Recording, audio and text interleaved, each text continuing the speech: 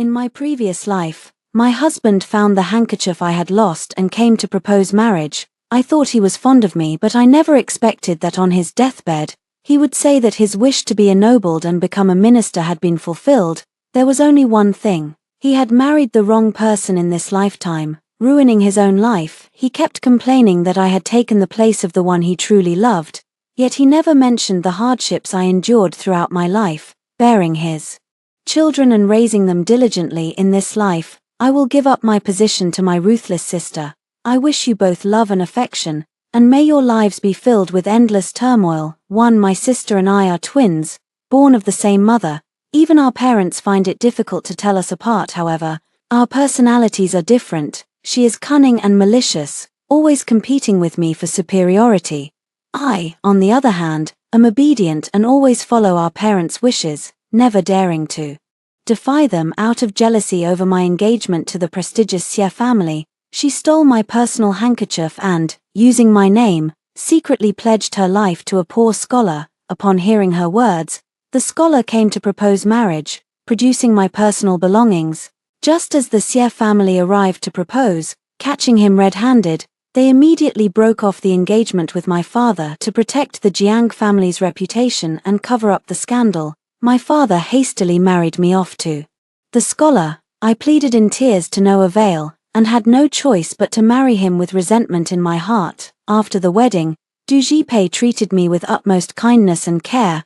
I thought he truly fancied me, and I was willing to live a good life with him. I diligently managed the household for him, adding clothes when it was cold, preparing porridge late at night, caring for my ailing mother-in-law, bearing him children, and allowing him to spread his wings and pursue his ambitions without restraint. Once I achieved top honors in the imperial examination, the news spread far and wide, and for a time, well-wishers crowded my doorstep, among them my own sister, Jianglan. After I married, my father arranged a match for her with a prominent and wealthy family. However, her husband turned out to be incompetent, and after her father-in-law passed away, the family gradually declined and fell into disfavor. She spent her days entangled in conflicts with the concubines, exhausting her mind and spirit, and her health steadily deteriorated.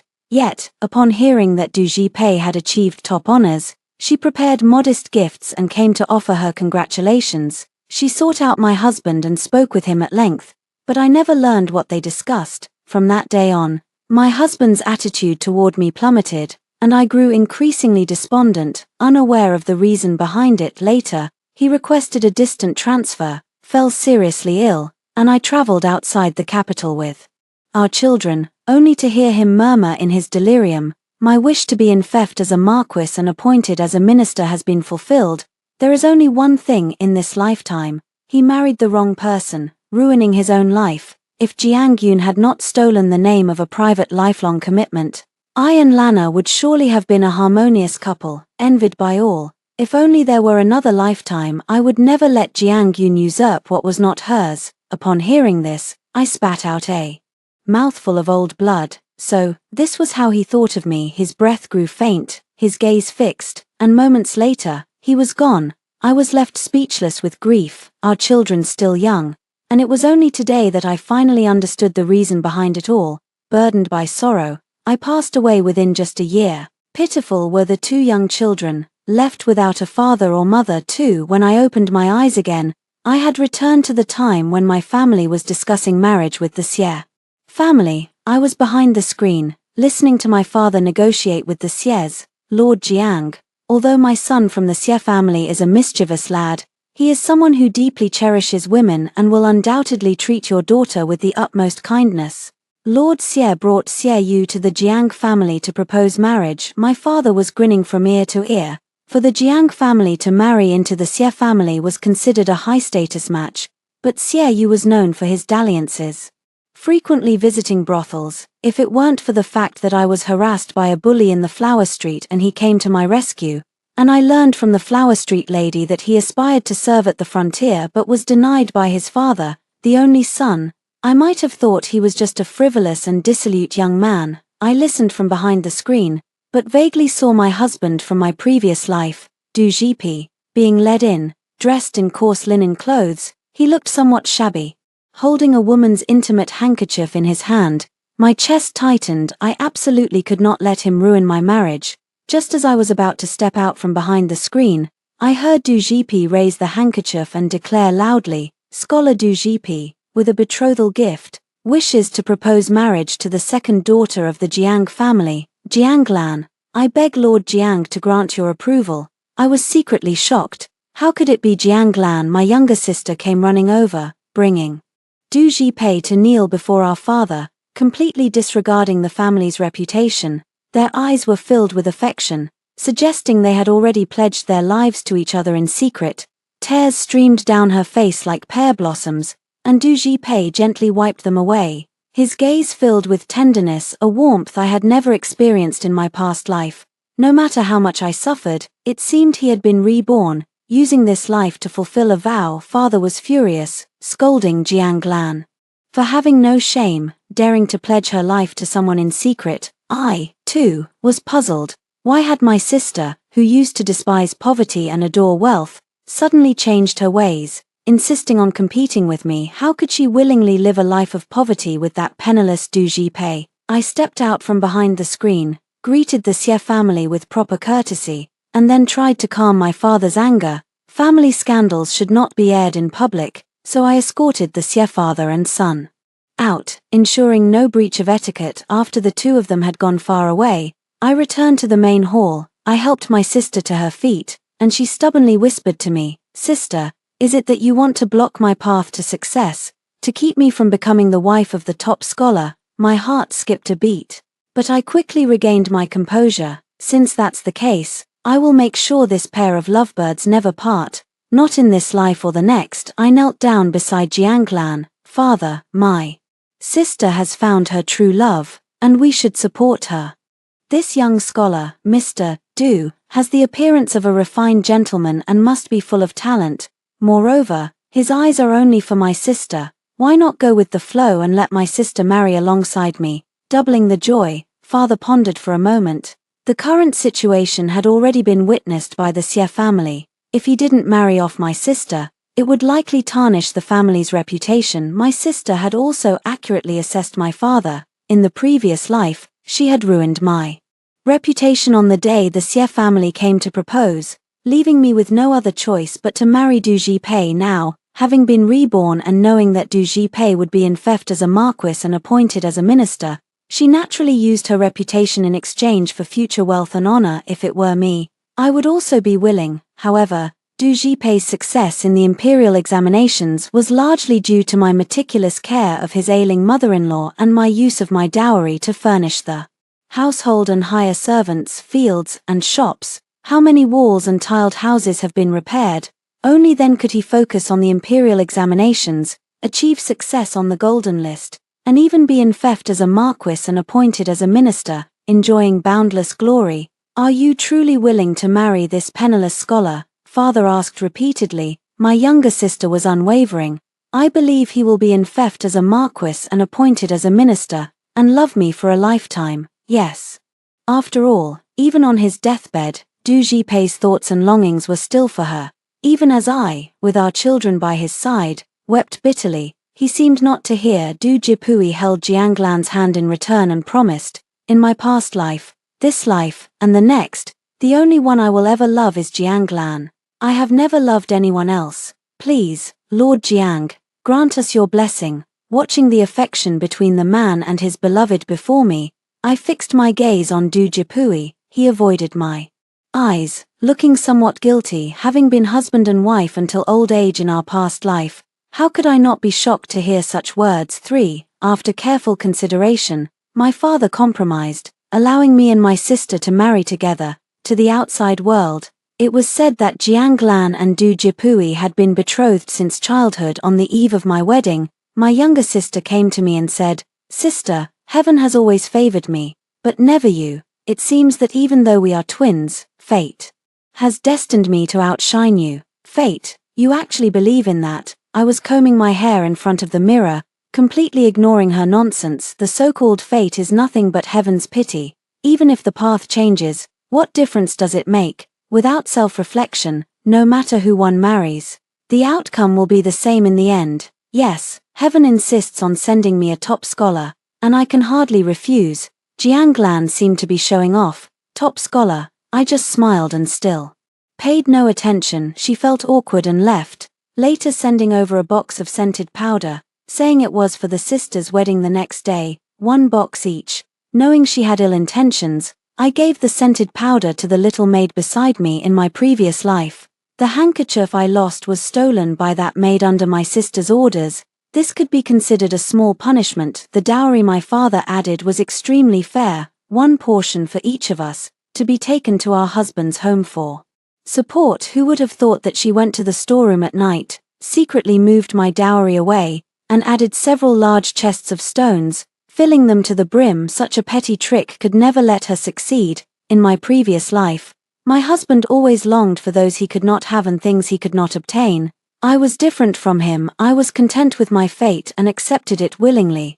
I always believed that I could live my life well and carve out my own path within the inner household. She wanted me to be unable to hold my head up in my husband's family, to make my household unsettled, but I had long been wary of her and secretly swapped the dowry back.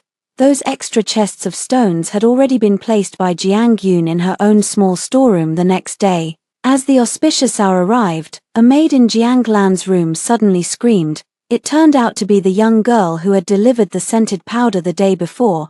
After applying it, her face had become inflamed, and she was now wailing in distress. After I finished washing up and stepped out in an orderly manner, Xie Yu was already waiting outside the door. Through the bridal veil, I also caught a glimpse of Du Jipei dressed in his wedding attire, though I couldn't see his face. I imagined he must have been spirited and tearfully excited, standing beneath the gate, waiting for the one he had longed for in his heart in this lifetime. May he find fulfillment. He seemed to sense my gaze and, turning his head, first congratulated Xie Yu before adding, "Master Xie, Jiang Yun is a good girl. I hope you will treat her well." Xie Yu clasped his hands and smiled. I remained silent, only being helped into the sedan chair by Xie Yu when I heard Jiang Lan rushing out in a flurry behind us. "Lana, you're here." His voice was filled with joy and excitement. "So this is what it feels like to marry the one you love." The hand held by Xie Yu noticeably tightened, and he quickly asked, "What's wrong, my dear?" For after marriage, drawing on my experience as a housekeeper from my previous life, I quickly gained the favor of my mother-in-law. All matters in the household, big or small, were left to my discretion. I only believe that success depends on human effort, not on fate. If someone is foolish and reckless, even if given countless opportunities, the outcome is unlikely to be favorable. I treated the servants with kindness and spared no effort in serving my mother-in-law and father-in-law. Over time, Xie Yu heard from the household staff that I intended to establish a relief shelter. Suddenly interested, he came running to ask me, "Wife, why do you want to open that relief shelter? Isn't it a waste of money?" I smiled and said, "Husband, you spend your days wandering among the flowers, yet you never take a single one for yourself. You are so generous with your money. How is that not a waste?" Ever since he saved me in the pleasure district that time, I have heard that all the women there are grateful for his aid, which spared them from suffering. I was certain in my heart that his nature could not be bad. I placed my hand on his and said, "Husband, although the Xie family is of high status, we also need a good reputation in the outside world. If disaster strikes, it will be easier to protect ourselves. In my previous life, Du Jipei was demoted once. If I hadn't often set up shelters to provide relief, and if the people hadn't written a petition to present to the emperor, he would likely have been accused of embezzlement." I understood the seriousness of the situation. "Husband, I know you are not as dissolute as the outside world believes. In your heart, you care about the nation and the world. I am willing to fully support your thoughts and aspirations." Over the years, Xie Yu had been misunderstood by his father-in-law and simply gave up on trying to improve. He insisted on defying his father out of stubbornness, which led to many conflicts. It was simply that no one believed in him. Now, with my unwavering support and efforts to ease the tension between father and son, he is bound to get back on the right path. Xie Yu didn't believe it and made a bet with me. If my wife truly has such skills, then persuade my stubborn old man to let me go to the battlefield and fight. I will surely be grateful for your kindness." I laughed and said, "It's a deal." After 3 or 4 visits, Xiaoyu took me back to my parents' home, where my younger sister Jianglan had arrived earlier than me. She frowned at Du Jipei and said, "Didn't I tell you to bring more things? How could you forget?" Du Jipei smiled apologetically. "I deserve to be scolded, my dear wife. I know I was wrong," I sneered inwardly, thinking back to how he had never shown me a shred of pity, even when I was exhausted to the bone. Now, with my sister, he is so utterly indulgent. It truly seems that he has married the love of his life, someone he must cherish and protect at every moment.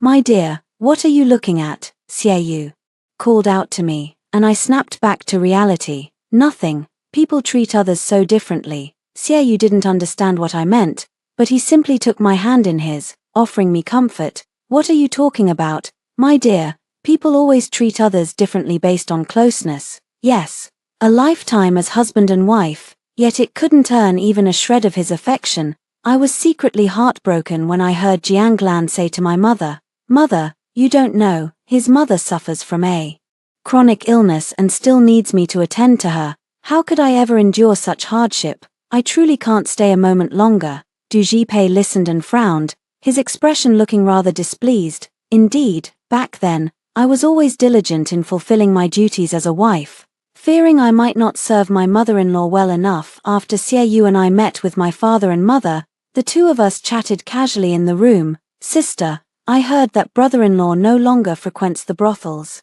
"How truly commendable," Jianglan's mocking voice came through. Xiaoyu was about to respond, but I quickly shielded him and whispered in his ear, "Husband, just focus on what you need to do. The battles between women are not for you to worry about. It would only make you seem cheap." "Sister, I see that your husband treats you very well. I wonder if we can expect good news from this year's imperial examination." Back then, Du Jipei, with my wholehearted support, was able to fully dedicate himself to the imperial exams, but now, entangled in my sister's trivial matters and lost in the pleasures of the gentler world, I imagine he has forgotten his studies entirely. Not to mention the imperial examination. Even if he were to go, he would likely fare worse than Sunshan. Hearing me say this, Jianglan raised her head high and declared, "My husband is naturally a dragon among men, a phoenix among the crowd. Achieving top honors in the imperial examination is a given. Just you wait. Your sister will soon be the wife of a top scholar." As Jiangyun spoke these words, Du Jipei lowered his head, his face slightly flushed. I knew then that he would surely fail this spring examination. Recalling the past, he used to study diligently day and night, never once stepping into my room. "Then my husband and I offer our early congratulations to your husband." I had no patience to engage with them any further and went straight to my father's room to discuss Xiaoyu's enlistment in the army. I had seen Xiaoyu practice martial arts, and his skills were no less impressive than my father's. My father had only one child in his lifetime, and that was Jianglan and me, but he kept sighing, having all that martial skill with no one to pass it on, and now they hit it off perfectly. I told my father the whole story, and he sparred with Xiaoyu in the courtyard using swords. He also repeatedly praised him as a martial arts prodigy, and Xiaoyu was willing to take the lead. He would have a good talk with my father-in-law about Xiaoyu joining the army. I didn't expect my father to act so swiftly. He personally visited the Xie family and finally persuaded my father-in-law to let him join the army. There was just one condition. I had to leave behind an heir. 5 That night, Xiaoyu entered my room.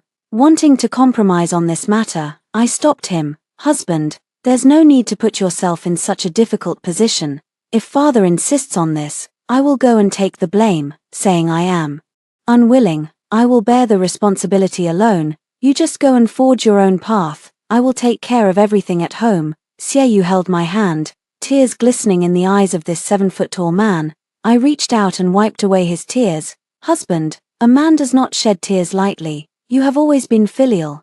If not for that, you would have long gone to the border alone, disregarding all obstacles. I married you to bring you prosperity, not to hold you back. There's no need to worry." He suddenly embraced me, which caught me off guard, but I quickly composed myself. I suppose he was thanking me for my unwavering support. Xiaoyu left for the border. Before his departure, he asked me to take good care of myself. I told him not to worry, I would take good care of his parents and all the household matters. Several months later, with the imperial examination approaching, It was time for Du Jipei to showcase his grand ambitions. Jiang Lan, having nothing better to do, deliberately came to my door to show off. She paid no mind to the many affairs of her own household, only thinking of coming to compete with me and compare our standings. Sister, with your husband gone to the frontier, you must be unbearably lonely, right? Unlike Jipei, who, after passing the imperial examination with flying colors, will make me the wife of a top scholar. By then, our home will be bustling with visitors. Sister, don't be envious, I sneered coldly. Little sister, in my past life, I did not envy you, and in this life, I certainly won't either. Her teacup trembled and fell to the ground, shattering completely. You too. She was incredulous, stammering and unable to speak for a long while before finally managing to utter a coherent sentence. So you've also been reborn. But she quickly composed herself, only to burst into wild laughter. You were reborn just to live as a widow, with so many eligible men out there. You willingly threw yourself into the fire pit, sister.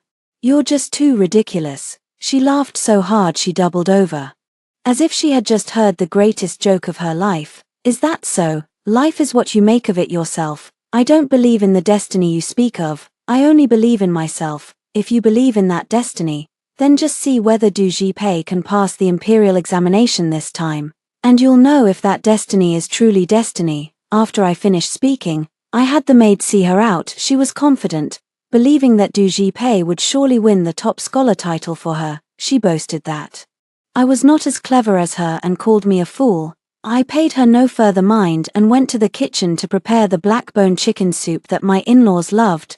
On the day the imperial examination results were announced, my father dragged me along to see the list. I had no intention of caring whether Du Jipei passed with high honors, but after arriving, I found myself wondering if, in this lifetime, without me, the foolish, unwanted shield of a wife he never loved, and having married the one he truly cherished, he would find even greater joy than the boundless glory he achieved in his previous life. Dressed in plain clothes, I stepped out of the sedan chair and immediately encountered Jiang Lan. Sister, I thought you wouldn't come. I simply smiled in response. There were many people waiting for the spring examination results, a sea of humanity packed so tightly that not a drop of water could pass through. According to my father, Jiang Lan had already prepared red flowers and reserved a banquet at the Zhuangyuan restaurant, just waiting for Du Jipei to achieve top honors so that the whole family could gather together.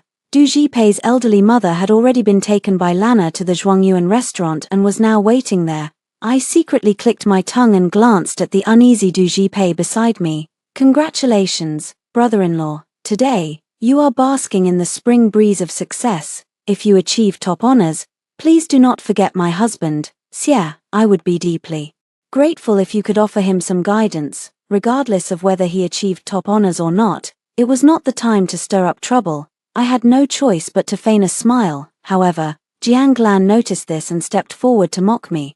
Sister, you've changed your tune now, haven't you? What's the matter? After living for a lifetime and a half, have you finally come to terms with reality and stopped being so stubborn? Lana, what nonsense are you talking about? What do you mean by a lifetime or half a lifetime? Be patient. Father was slightly angry, but she still wouldn't hold back, insisting on arguing with me. Du Jipei pulled her away, but she continued to say, my husband is more capable than yours. So what? Even though we are twins, just admit it, you can't compare to me. I just smiled it off, and father comforted me, saying, she was too emotional today. Your sister has always been like this. Don't take it to heart. I believe Xie you will surely achieve great things.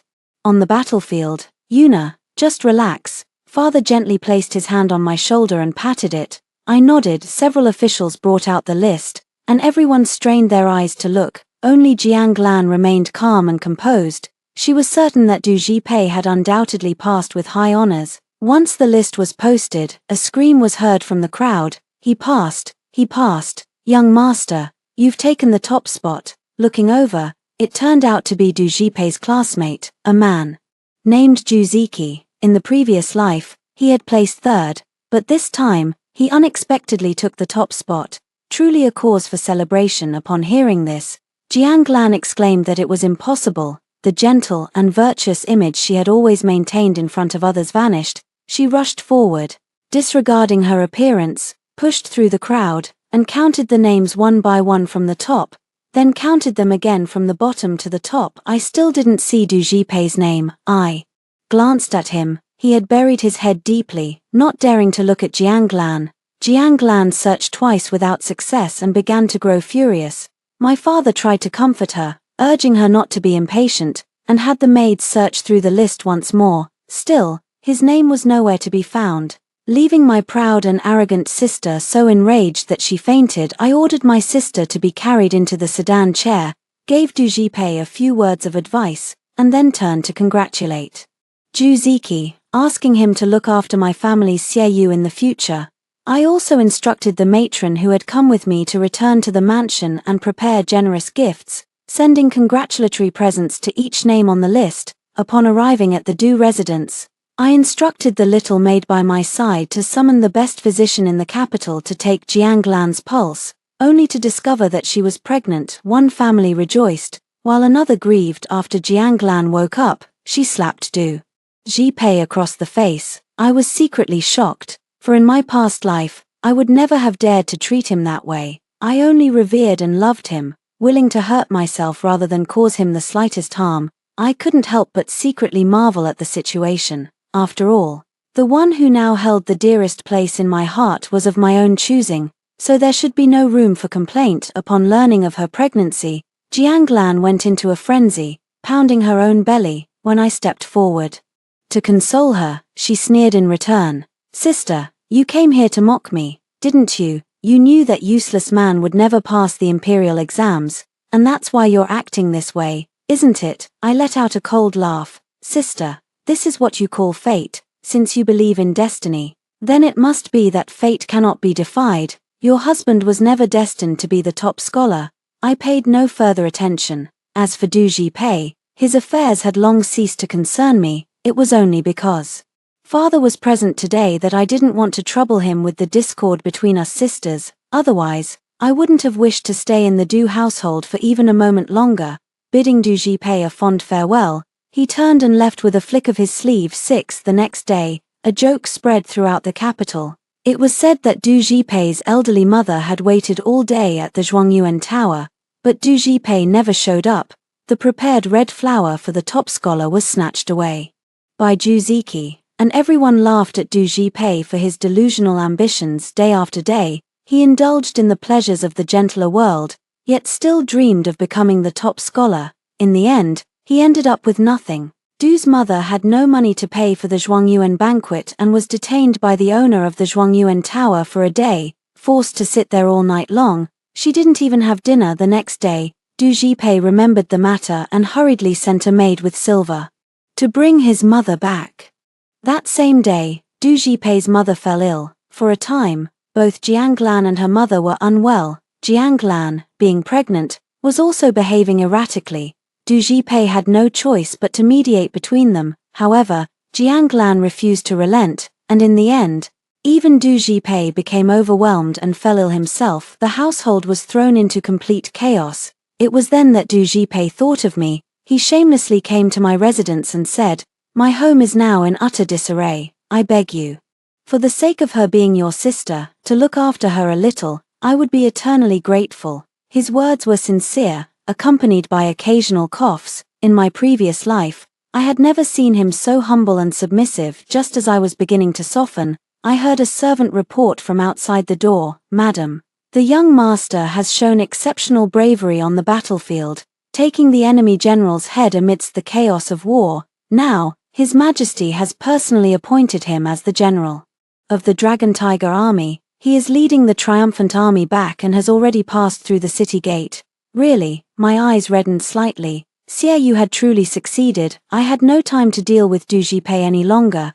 I immediately ordered the maids to inform the elders, instructing them to dress in their finest attire to welcome him. I also commanded the servants to prepare the feast and had an elderly servant fetch the cloak that Xiaoyu loved to wear the most. For a moment, though it was a bit chaotic, every word received a response, and everything proceeded in an orderly manner. Du Jipei knew I had no time to attend to him and was about to leave when I called out to him, saying, "Brother-in-law, I'm sorry, my husband has returned home, and I must attend to him first." Take care of yourself." With that, I rushed out the door. They say that a short absence makes the heart grow fonder, and I stood under the eaves with my in-laws, waiting for Xiaoyu. Our eyes were fixed on the long street. Not moving an inch, I saw Xiaoyu, full of vigor and spirit, clad in silver armor that was truly majestic. He dismounted from his horse with the poise of a hero.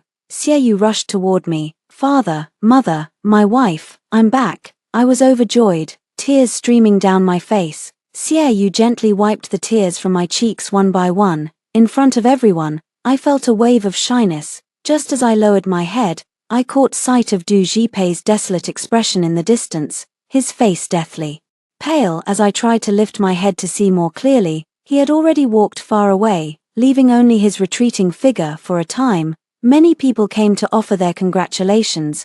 Among those who visited the Xie residence were the former troublemakers who used to hang out with Xiaoyu, as well as Juziki, who had recently achieved top honors in the imperial examinations, and even those who had once looked down on Xiaoyu. I invited them in one by one. After all, fortunes change over time. No one knows who might stumble upon a stroke of luck or rise to great heights with exceptional fortune.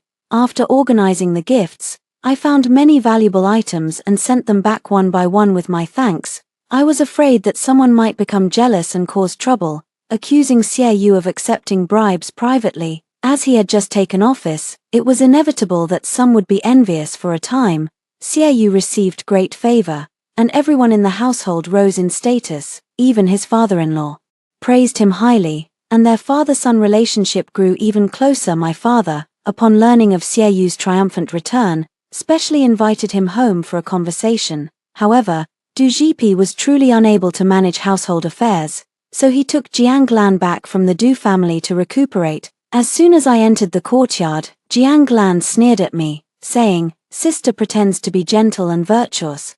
But who would have thought that after Du Lang returned home, he seemed as if his soul had left his body, constantly praising your virtues both in words and in his heart. I glanced at Xiaoyu, who wore a look of anger on his face before calming down. "My wife is naturally someone everyone wants to praise. There's no need for everyone to come to me and gossip about it, no matter who says what. My wife's character is first-rate in my eyes." "What, are you jealous because your husband praises my wife?" I had never seen him defend me like this before. Now that he's a general, he even argues with women. I smiled and said, "Sister, you are pregnant and should rest well. Why is your husband not here?" She sneered, "Sister, you always know how to hit where it hurts. Don't you know my household is already in utter chaos? Did you come specifically to laugh at me? Otherwise, how would you know I was at home?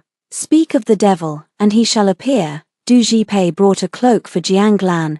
She pushed it away disdainfully, saying, "It must be my poor judgment to have married such a useless man. I thought you could at least earn me the title of a top scholar's wife, but you can't even manage a single fart." Du Jipei could only apologize repeatedly, unwilling to argue with a pregnant woman. Xiaoyu took me by the arm to see my father, thus avoiding their quarrel as we headed to my father's study. Father had been waiting for a long time. When he saw us enter, he quickly asked the maids to serve tea. "Father-in-law." Xiaoyu performed a salute and helped me sit down. Throughout the conversation, my father spoke with nothing but words of praise. 7. After Jianglan became pregnant, her behavior and speech grew increasingly harsh and erratic. During dinner, she brought up Du Jipeng's elderly mother.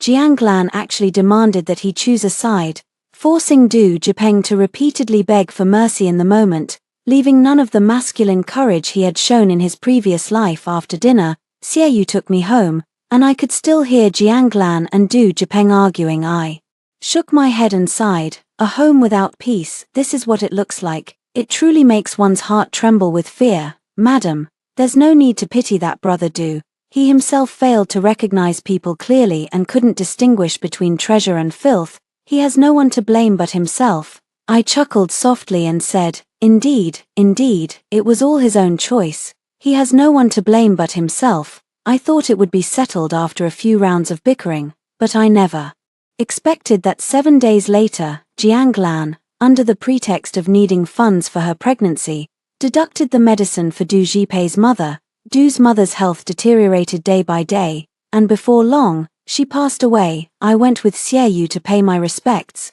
but I did not see Jiang Lan keeping vigil beside the coffin. Instead, I saw Du Jipei kneeling before the spirit tablet in the past. Whenever I saw him, I would always recall the scenes of his steady rise to prominence, full of ambition and satisfaction.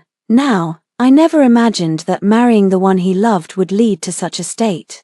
Truly lamentable. I stepped forward to offer a stick of incense and comforted Du Jipei, saying, "Brother-in-law, please accept my condolences." Unexpectedly, Jiang Lan came to the spirit tablet and kicked over the bronze basin used for burning paper money. Du Jipei, kneeling before the spirit tablet, seemed not to hear it at all. I stepped forward to stop my sister who didn't know her place, but she pushed me aside and shouted, "This is the Du residence, it's my Jiang Lan's domain, and I won't tolerate outsiders meddling." With that, she strode over to Du Jipei. "The funeral rites today are too noisy. I couldn't sleep well. Stop all this clamor, don't disturb the baby in my womb." Du Jipei remained silent, and the mourners, seeing the situation, quickly left the residence. All afraid of provoking Jiang Lan, I saw that this matter would surely cause trouble and implicate my Jiang family, so I pulled Jiang Lan aside and said, "Sister, acting like this goes against father's teachings. It might bring criticism upon the Jiang family." She shook off my hand and said, "Sister, don't come here acting like the boss. I have your secrets in my hands. Once I deal with Du Jipei, I'll find some time to chat with your husband and share some stories he doesn't know." I fell silent. Du Jipei turned to look at Jiang Lan, puzzled by her meaning. Xiaoyu was about to protect me, but I quickly pulled him away from the Du residence. Soon, rumors spread that Jiang Lan showed no respect for her mother-in-law and did not keep vigil for her as expected.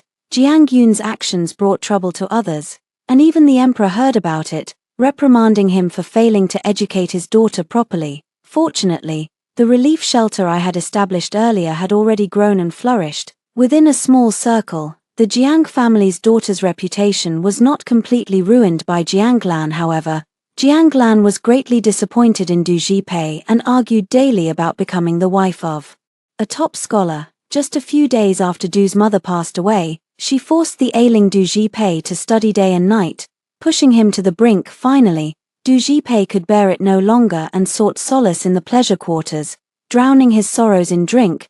This behavior directly enraged my younger sister, who immediately declared that if he did not return within half an hour, she would make him pay. Who would have thought that Du Jipei, in a fit of temper, stubbornly refused to go home? In a rage, Jiang Lan sought out a physician to prepare an abortion potion and drank it all in one go. When I got the news and found Du Jipei, he was still drowning his sorrows in drink. He must have had too much to drink, because he grabbed my clothes and wouldn't let go. "Yuna, I was wrong." "What, sweetheart? Only now do I realize that without you, I am nothing. It was you who held up the Du family, allowing me to focus on the imperial exams. Most of the credit for this top scholar title actually belongs to you." His eyes were brimming with tears as he spoke, but I just looked at him coldly, filled with regret and helplessness. "But you said that your wish to become a high-ranking official had been fulfilled. There was only one thing left. In this lifetime, you married the wrong person and ruined your own life." I repeated his words from our past life, one by one. He then jolted up in a drunken stupor, stammering in disbelief. "Yuna, yes, I am just like you. Jiang Lan is too."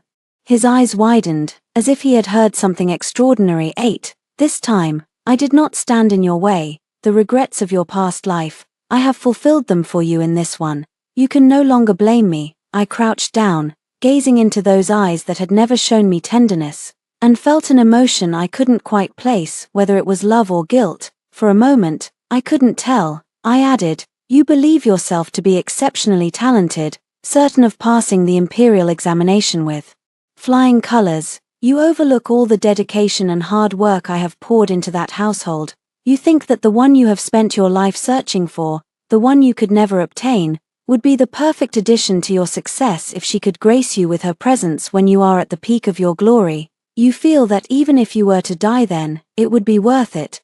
But fate played a cruel joke on you. You did not pass the examination, and the one you hold dear in your heart does not truly love you. Thus, you are filled with regret. Am I right?" My words, sharp and precise, sobered Du Jipei considerably. He had just risen to his feet, shouting loudly, "No, no, it wasn't like that yesterday." He tried to embrace me, but Xie Yu, who had come looking for me, pushed him away forcefully. "What are you doing, brother-in-law?" He lowered his head and let out a furious roar. "Do you know that the one you married was originally my rightful wife, my destined partner from a past life, the one I was meant to grow old with? How ridiculous. What talk of growing old together? It was nothing but a stepping stone on his path to success." Xie Yu had no idea what nonsense he was spouting, thinking he was just drunk and rambling. He gave some silver and had someone escort him back to the Du residence. By then, Jianglan had already aborted the unborn child. Du Jipei, having lost both his mother and his child in such a short time, was overwhelmed with grief and anger. Falling seriously ill and unable to get up, Jianglan returned to her parents' home to recuperate for a few days. Once her health had improved somewhat, she took it upon herself to write a divorce agreement and forcibly pressed Du Jipei's hand to stamp it with his fingerprint, and moved away the meager dowry that remained. Du Jipei ended up with neither the person nor the wealth. Having suffered such a major upheaval, he had already lost his mind. When I encountered him, he was only babbling incoherently, muttering my childhood name under his breath. These nonsensical words aroused Xie Yu's suspicion. He sought out Jianglan and asked for an explanation. Jianglan embellished the story, claiming that I lacked virtue and had secretly engaged in an affair with Du Jipei. Otherwise, why would I have sought him out time and again that night? Xie Yu sat by the bedside in deep thought, and after a long while, he finally spoke. "Is there something you and Du Jipei are hiding from me?" I sat down beside him. "If you wish to hear it, I will tell you in detail. If you grow to despise me, I will take the divorce papers and spend the rest of my days in the relief shelter." He took my hand and said, "You worry too much, my lady. I once said that your character is of the highest caliber in my eyes, and that is the truth." He held my hand and placed it over his chest, then continued, "It's just that I do not know what you have been through. To have your sister repeatedly tarnish your reputation, I cannot bear it."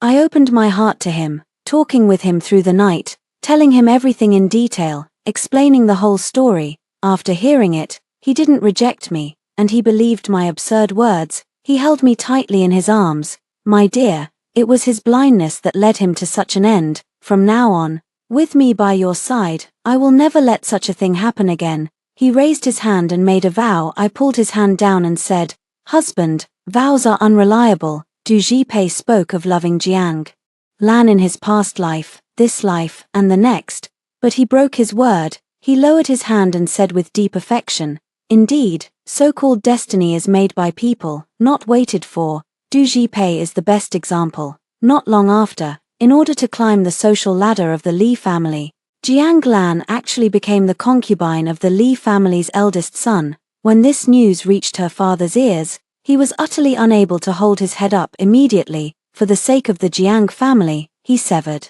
his father-daughter relationship with Jianglan. The matter caused a huge uproar in the capital. Jianglan, relying on her resemblance to me, actually used my name to swindle and deceive others. She did many strange and disgraceful things that tarnished the family's reputation. Upon hearing this, the emperor had characters tattooed between her eyebrows to distinguish her from me. She can no longer use my name to stir up any trouble, so she began spreading rumors, calling me a reborn witch.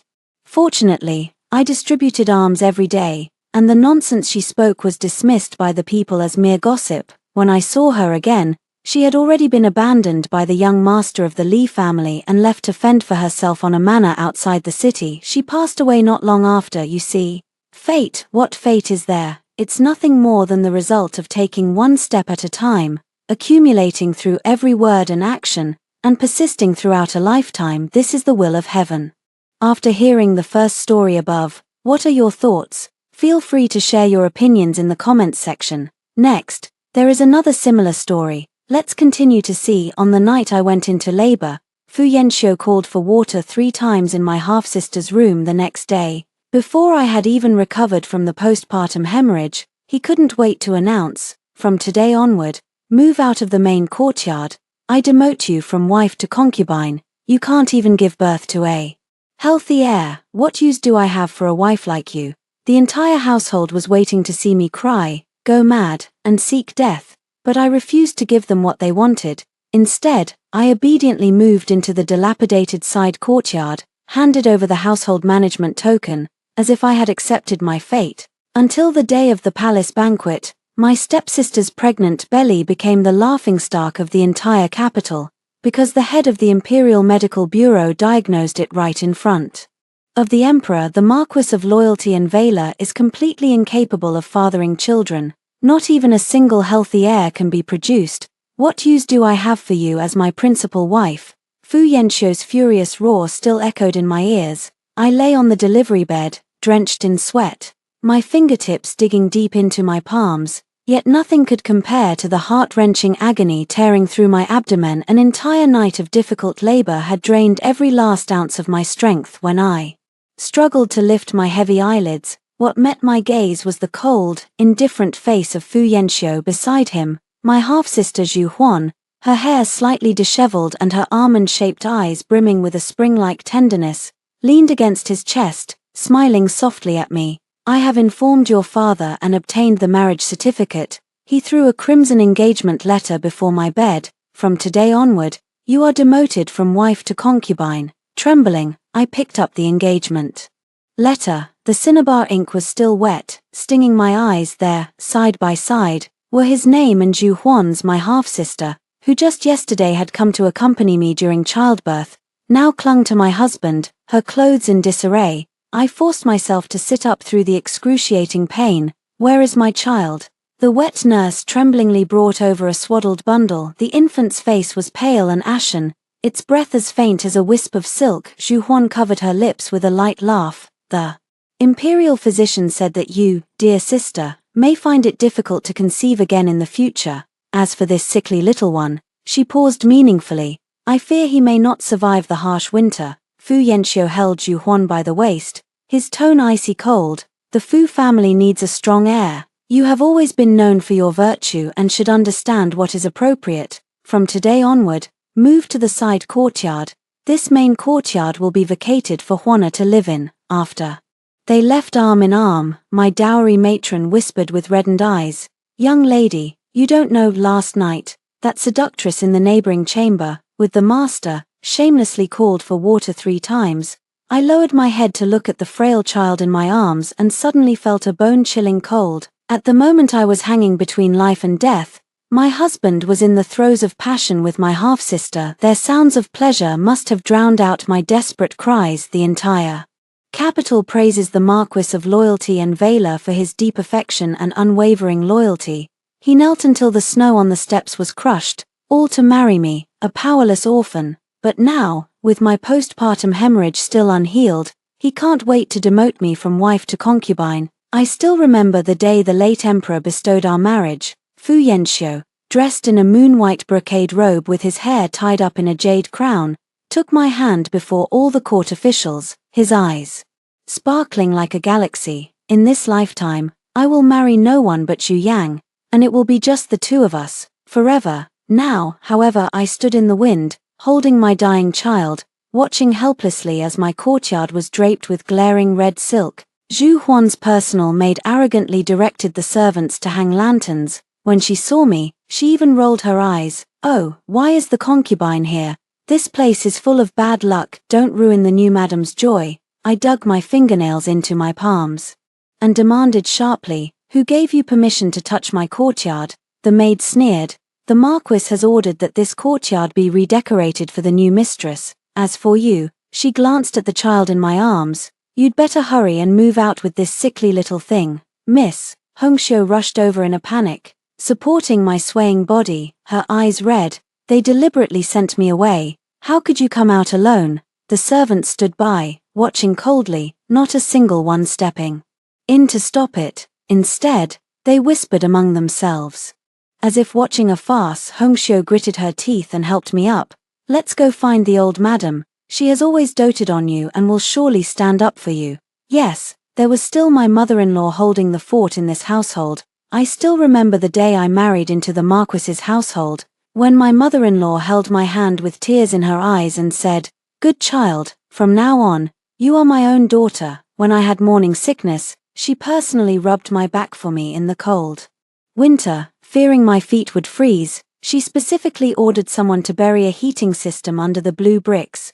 Who in the entire household doesn't know that the young mistress is the old lady's apple of her eye, untouchable? She will definitely seek justice for me. I tightened the swaddling clothes and, with Hongxiu supporting me, trudged through the snow toward the sea iron hall. Along the way, the servants scattered at the sight of me, as if I were some kind of plague. A young maid secretly slipped me a hand warmer, but the head matron slapped her to the ground. You wretched girl, can't you see which way the wind is blowing in this household? You're asking for death. The warm fragrance of sea iron hall washed over me, and for a moment, it felt as though I had returned to the past. But the next moment, I heard my mother-in-law's cheerful voice. Juana, try this bloodbird's nest quickly. I had it specially rushed here on horseback from the south. I froze in the doorway. Zhu Huan was reclining on the Luohan bed, being fed soup by my mother-in-law, whose eyes were filled with doting affection when she saw me. Zhu Huan pretended to be startled and shrank into my mother-in-law's arms. Mother, sister, my mother-in-law turned around and saw me, the kindness on her face instantly freezing into frost. What are you doing here? She wiped her hands slowly and deliberately. Didn't Yanxiu tell you? Since you're here, you might as well hand over the keys to the storeroom to Juana. You're weak, so there's no need for you to worry about the trivial matters of the household. Trivial matters? I looked at the mountain of brocade boxes piled up in her room.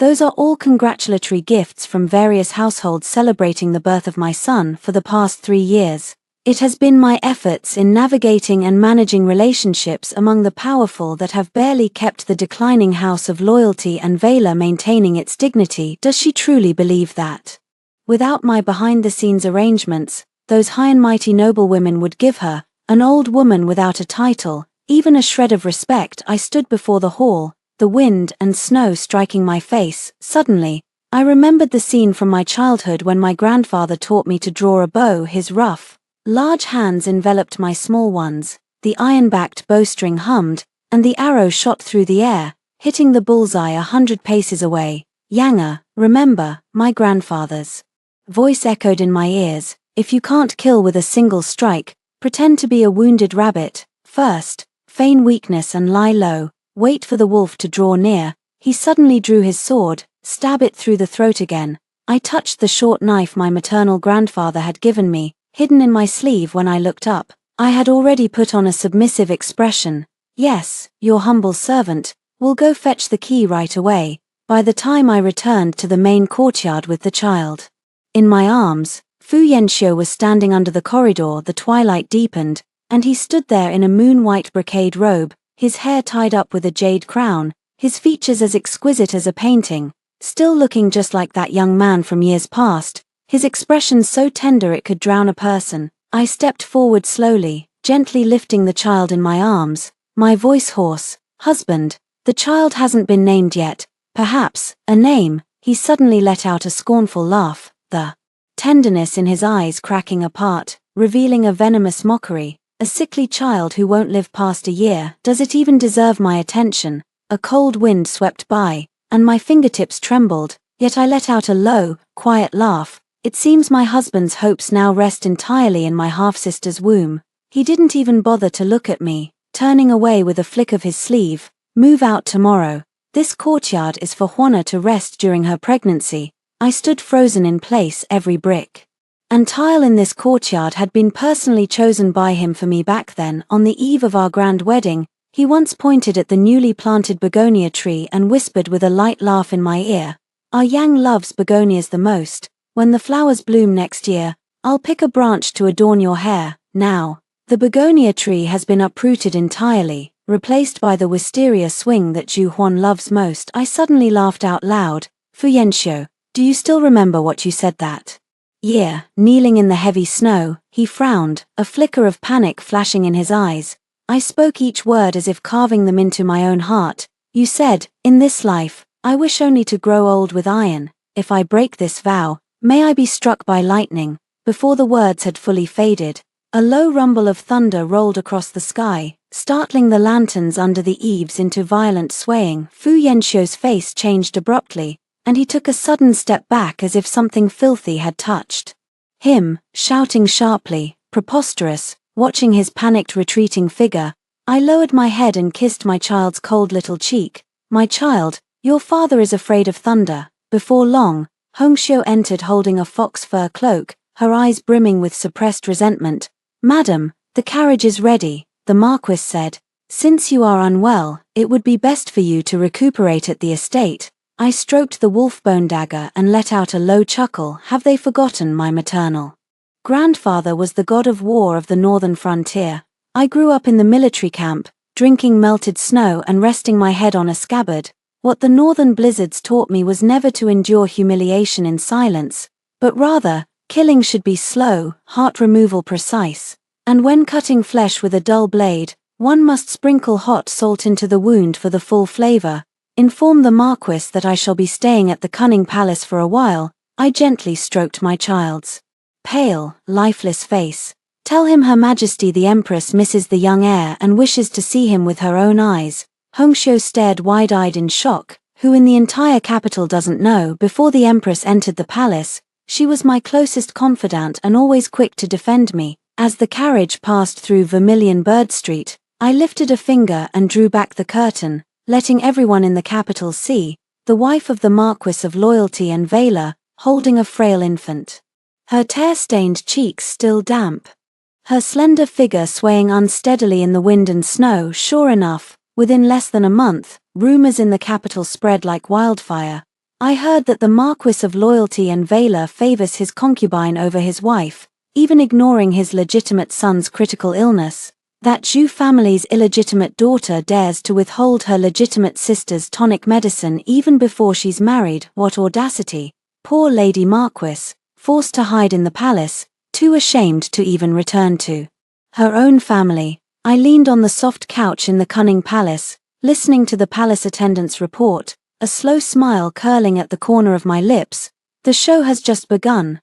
The day Fu Yanxiu came to fetch me happened to coincide with the emperor dining at the Cunning Palace. He knelt outside the palace gates for a full hour before the emperor leisurely set down his teacup and said, "Summon him." As he entered the hall, he stumbled slightly, nearly falling. I lowered my gaze and pursed my lips, while the child in my arms let out a timely whimper, drawing the empress's sympathetic glance as she handed over a warm stove. Actually, long before he arrived, the emperor had summoned me alone. A bright yellow memorial was pushed before me, the vermilion annotations glaring. The words favoring a concubine and destroying the wife were still stained with fresh ink. The emperor tapped his finger on that spot. Your maternal grandfather's entire family was loyal and heroic. I promised to look after you. Now, how do you want me to handle this? I held the child and bowed deeply. Your Majesty, there is no discord between me and the Marquis. It is only that Her Majesty the Empress, out of concern for me, invited me to stay in the palace for a while. As for the rumors outside, the Empress chimed in at the right moment. Your Majesty, Yang has always been a decisive one since she was young. Let her handle this matter herself. So at this moment, the Emperor glanced at the kneeling Fu Yanxiu with a half-smile. I recall it was you who knelt in the snow, insisting on marrying the eldest daughter of the Zhu family. The white jade thumb ring tapped crisply on the table. And now, for the sake of a concubine, you've stirred up a storm throughout the city. Marquis Zhongyong, you've done well. A single light-hearted sentence turned Fu Yanxiu's face ashen. From then on, no matter how much my half-sister stirred up trouble, she would forever remain a concubine unworthy of the grand stage. In the carriage on the way back to the mansion, Fu Yanxiu grabbed my wrist, his eyes seething with venomous hatred. You wretch, how dare you? I gently stroked the bruise on my wrist, smiling brightly. Be careful with your words, Marquis. The Emperor just said he would send a royal physician to check on my well-being every day. Zhu Huan ultimately gave up the main courtyard. According to the nanny, she smashed 3 sets of tea sets in her room. My mother-in-law's gaze at me was as sharp as a poisoned needle. Yet in front of all the servants in the mansion, I leisurely savored the Yunwu tea newly bestowed by the Emperor. I had Hongxiu take the young heir back to his room to rest first. Ignoring their gazes, I sat down directly. Sister, why are you still performing the concubine's bow? I blew away the tea foam and waited until her legs trembled from squatting before saying, Rise. Fu Yanxiu immediately rushed forward to support her. turning to glare at me angrily. Vicious woman. I have already been merciful by keeping you in the position of the principal wife, yet you dare to humiliate Juana. Zhu Huan stroked her belly and looked at me with a light laugh. Sister, I am already with child. The imperial physician says there is an 80% chance this one is a boy. The future hope of the Marquis's household rests entirely on this. I let out a cold laugh. No wonder they all acted so high and mighty after returning to the estate. I was just about to retort. But then, Hongxiu stumbled in, her face swollen on one side. Madam, the young master has been. I sprang to my feet. What happened to Honga? A burst of laughter came from the backyard. 7 or 8 maidservants surrounded a young man in brocade robes, who was tossing my Honga into the air as if he were a ball. Little sickly one, catch it. A gleam of malicious triumph flashed in the child's eyes as he deliberately let go. Bang! Honga fell heavily into the snow, his little face instantly flushing a deep, purplish red. As I rushed over, my fingertips brushed against Honga's burning forehead. He was running a fever in the palace. I had carefully nurtured my child for over a month, but now he couldn't even cry out, only emitting faint whimpers like a kitten. Hongxiu. I thrust the token into her hands. Go fetch the imperial physician. One by one, silver needles pierced into Honga's small, purplish body. I stared at the physician's furrowed brow, my nails digging deep into my palms. Suddenly, the beaded curtain was roughly pushed aside. Fu Yanxiu entered with a large crowd of people, the servants holding lanterns that illuminated the dim inner room as brightly as daylight. Madam, the young master needs to rest quietly. The elderly physician wiped the sweat from his forehead, his voice lowered to a whisper. I glared at the boy behind him. The child was only about 8 or 9 years old, dressed in fine silk and a jade belt. Younger, the child doesn't know any better. Fu Yanxiu nudged him instead. He heard his little brother was sick and insisted on coming to see him. The boy grinned, suddenly pulling a cloth bundle from his sleeve. Little brother, I brought you something delicious. He suddenly shook the cloth bag open, and a handful of walnuts clattered onto Honga's face. The hard edges of the shells left faint streaks of blood on the child's tender cheeks. The blood in my body instantly froze. Honga is allergic to nuts. Even a tiny bit can cause a full-body rash and difficulty breathing. I lunged forward like a madwoman, only to have Fu Yanxiu grab my wrist and pull me back. Younger, Mingy is only 9 years old. Children play rough without knowing their limits. Why must you take it so seriously? Play rough. My voice was hoarse and terrifying. Throwing a child with a high fever into the snow is playing rough. Smashing walnuts into his face is playing rough. Zhu Huan leaned against the doorframe and sneered. Sister, in your current deranged state, do you still have even a shred of the dignity befitting the mistress of the Marquis's household? She suddenly caressed her flat belly. Ah, it's all thanks to your husband thinking of you. Hongxiu, bring the family discipline. I abruptly drew the wolf-bone knife from under the pillow, its cold gleam flashing, forcing everyone to retreat to the front hall. No matter whose bastard child this is, today he hurt my Honga, and I will make sure he crawls out of here. Zhu Huan suddenly let out a sharp cry, clutching her stomach. Husband, our child. Everyone immediately fell into chaos. The mother-in-law harshly scolded, You poisonous woman, are you trying to anger Juana to death and cut off the Marquis's lineage? Only then did Fu Yanxiu lean down and whisper softly in my ear, Younger, your body is damaged and it will be difficult for you to conceive again. This child, he looked at the young man beside him, I've carefully selected him from the clan to be adopted under your name, so you'll have someone to rely on in the future. Clang, I swept my hand, knocking the teacup to the floor, the shattered porcelain splattering onto Fu Yanxiu's boots. Only then did I see clearly that the young man's eyes and brows bore a striking resemblance to his. Now, seeing how they protect their own, my heart is filled with suspicion. My Honga is struggling between life and death, yet they have long been scheming for my child to die. Suddenly, that wretched creature broke free and pointed at the inner chamber, screaming, Even the imperial physician said you are destined to have no heirs. That sickly child should have long since. Slap, I raised my hand to strike, but my mother-in-law suddenly shoved me aside, her armor scraping across my cheek as she shielded the child behind her. Warm blood dripped down my chin, yet I saw the child make a throat-slitting gesture toward me. Just then, the imperial physician stumbled out of the room. Madam, the young master. I fear he may not survive the night. Seizing the moment, Fu Yanxiu declared loudly, since you remain obstinate, this child shall be recorded under your name and raised by Huana. I have given you all the dignity you deserve. As they escorted Zhu Huan away, the child suddenly turned back and mouthed to me, "You're next." I collapsed before Hong's bed. Listening to his increasingly faint breaths outside the window, Fu Yanxiu was gently comforting Zhu Huan.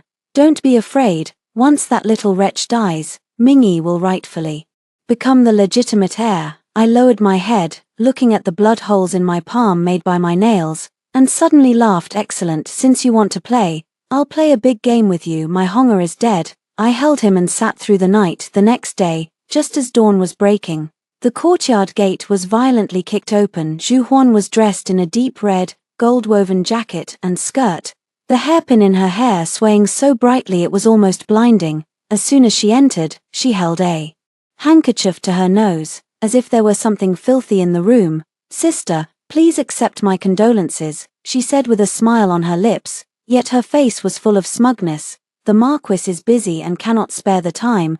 He specifically instructed that the funeral be kept simple. After all." She suddenly leaned in close and whispered in my ear, "This little bastard was suffering while alive. Better to die early and be reborn sooner." I sat through the night in silence, my tears long since dried now. I simply gently combed the fine, soft hair on Honga's forehead. Seeing that I paid her no mind, Zhu Huan let out a cold laugh and strode straight to the dressing table, snatching up the household token in one swift motion. "From now on, there's no need for you to trouble yourself with the affairs of this household," she said, deliberately straightening her posture. "After all, the future legitimate heir of the Marquis's estate is right here with me." Hongxiu trembled with rage, about to speak, but I raised my hand to stop her and said calmly, "Hongxiu, go fetch Honga's mourning clothes." Zhu Huan was taken aback, then let out a sharp laugh. "What, does my sister still intend to hold a grand funeral?" She abruptly overturned the long cold medicine bowl beside her. The Marquis said, "Accursed child who died young, just dig a pit anywhere in the mass grave and bury it." I slowly lifted my head. Zhu Huan suddenly fell silent, her eyes fixed on what I held in my hand. A blood-stained pair of scissors was pressed against her swollen belly. "Tell me," I leaned close to her pale face, "will these scissors draw blood first, or will the lump of flesh in your belly hit the ground first?" Suddenly, chaotic footsteps sounded outside the door. Fu Yanxiu rushed in with the household servants, but I had already put away the scissors. "Marquis," Zhu Huan cried out, throwing herself into his arms, "this poisonous woman tried to kill our child." I slowly stood up and walked over to them. "Do you think your belly will make it safely to the day of delivery?" Her face instantly turned deathly pale. After Honga's funeral was hastily concluded, before the ashes of the paper offerings had even fully dispersed, I was driven to the most remote rain-listening pavilion in the Marquis's estate. The courtyard had long fallen into disrepair, with spiderwebs clinging to every corner of the eaves. As Hongxiu packed the trunks with tears in her eyes, I gazed at the half-withered crabapple tree in the courtyard and smiled. "Back then," Fu Yanxiu had said, "when the flowers bloom next year, I'll pin them in your hair." Now, his words had come true in a twisted way. After seizing the household authority token, Zhu Huan couldn't wait to flaunt her newfound power everywhere. She had altered the mansion's rules beyond recognition. She abolished the morning and evening greetings, dismissed the night patrols and guards, and even replaced the kitchen procurement staff with her maternal cousins. In less than half a month, the Marquis's residence was thrown into chaos. This morning, the kitchen didn't even have any rice. Hongxiu returned with an empty food box, stomping her feet in anger. Auntie Zhu pushed her cousin into managing the procurement, and that gambler ended up losing all the silver. I leaned against the grape trellis, flipping through the account book. "What about the stables?" "Even worse." Hongxiu lowered her voice. "The Marquis's favorite horse, Jiaoyabai, was fed moldy hay and is now foaming at the mouth." I couldn't help but laugh. Thanks to her commotion, the already depleted treasury could hardly withstand a few more days of such turmoil. In the blink of an eye, it was just a few days before my mother-in-law's 60th birthday. I had long been meticulously prepared. The Suzhou embroiderers had readied the longevity patterned brocade half a year in advance, Lychees from Lingnan were transported day and night to the capital on iceboats. And even the opera troupe was specially invited from Yangju. Now that she holds the reins of the household, she claims there is a shortage of funds and, with a wave of her hand, has replaced everything. Hongxiu found out that the tea used for the birthday banquet was actually moldy old stock. The performers were a makeshift troupe gathered from the pleasure quarters. I closed the ledger, my fingertip lightly tracing a page as I fell into thought. It recorded the 3,000 taels of silver my mother-in-law had borrowed last year.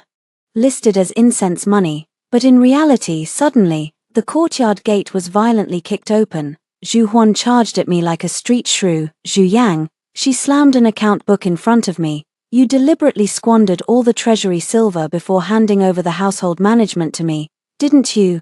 How heartless you are. I didn't even glance at her, leisurely savoring the bird's nest in my hand. She grew even more furious. How dare you still eat bird's nest? You've emptied the treasury with your indulgence. I laughed. This blood nest swallow is a top-grade imperial gift, far more precious than those moldy old stocks in the Marquis's treasury, yet she couldn't even tell the difference. It seems my concubine mother truly never taught her the skill of discerning quality goods. Would you like to go ask mother-in-law? My fingertip traced the account book. For instance, this 3,000 tael deficit from last December. Zhu Huan suddenly froze every page of the account. Books of the loyal and brave Marquis's household over these years is soaked with my blood and sweat. All the fine clothes and sumptuous food enjoyed by everyone in the household, which of them isn't sustained by the fields, estates, and shops from my dowry? Of course, she knows nothing of this all these years. My mother-in-law has been using the Marquis's money to lend at high interest, and the profits have all gone to cover the gambling debts of her nephew from her maiden family. Now that I no longer provide subsidies, she actually wants to pin the blame on me. When Fu Yanxiu returned to the mansion, he happened to witness Zhu Huan clutching her mother-in-law and wailing, "Even the tea leaves for the birthday banquet are not prepared. Where on earth did all that money go?" The mother-in-law slapped her and shouted, "Shut up. When Yang was in charge, nothing went wrong. How is it that as soon as the authority was handed over to you, so many problems have arisen?" I watched coldly as they fought among themselves.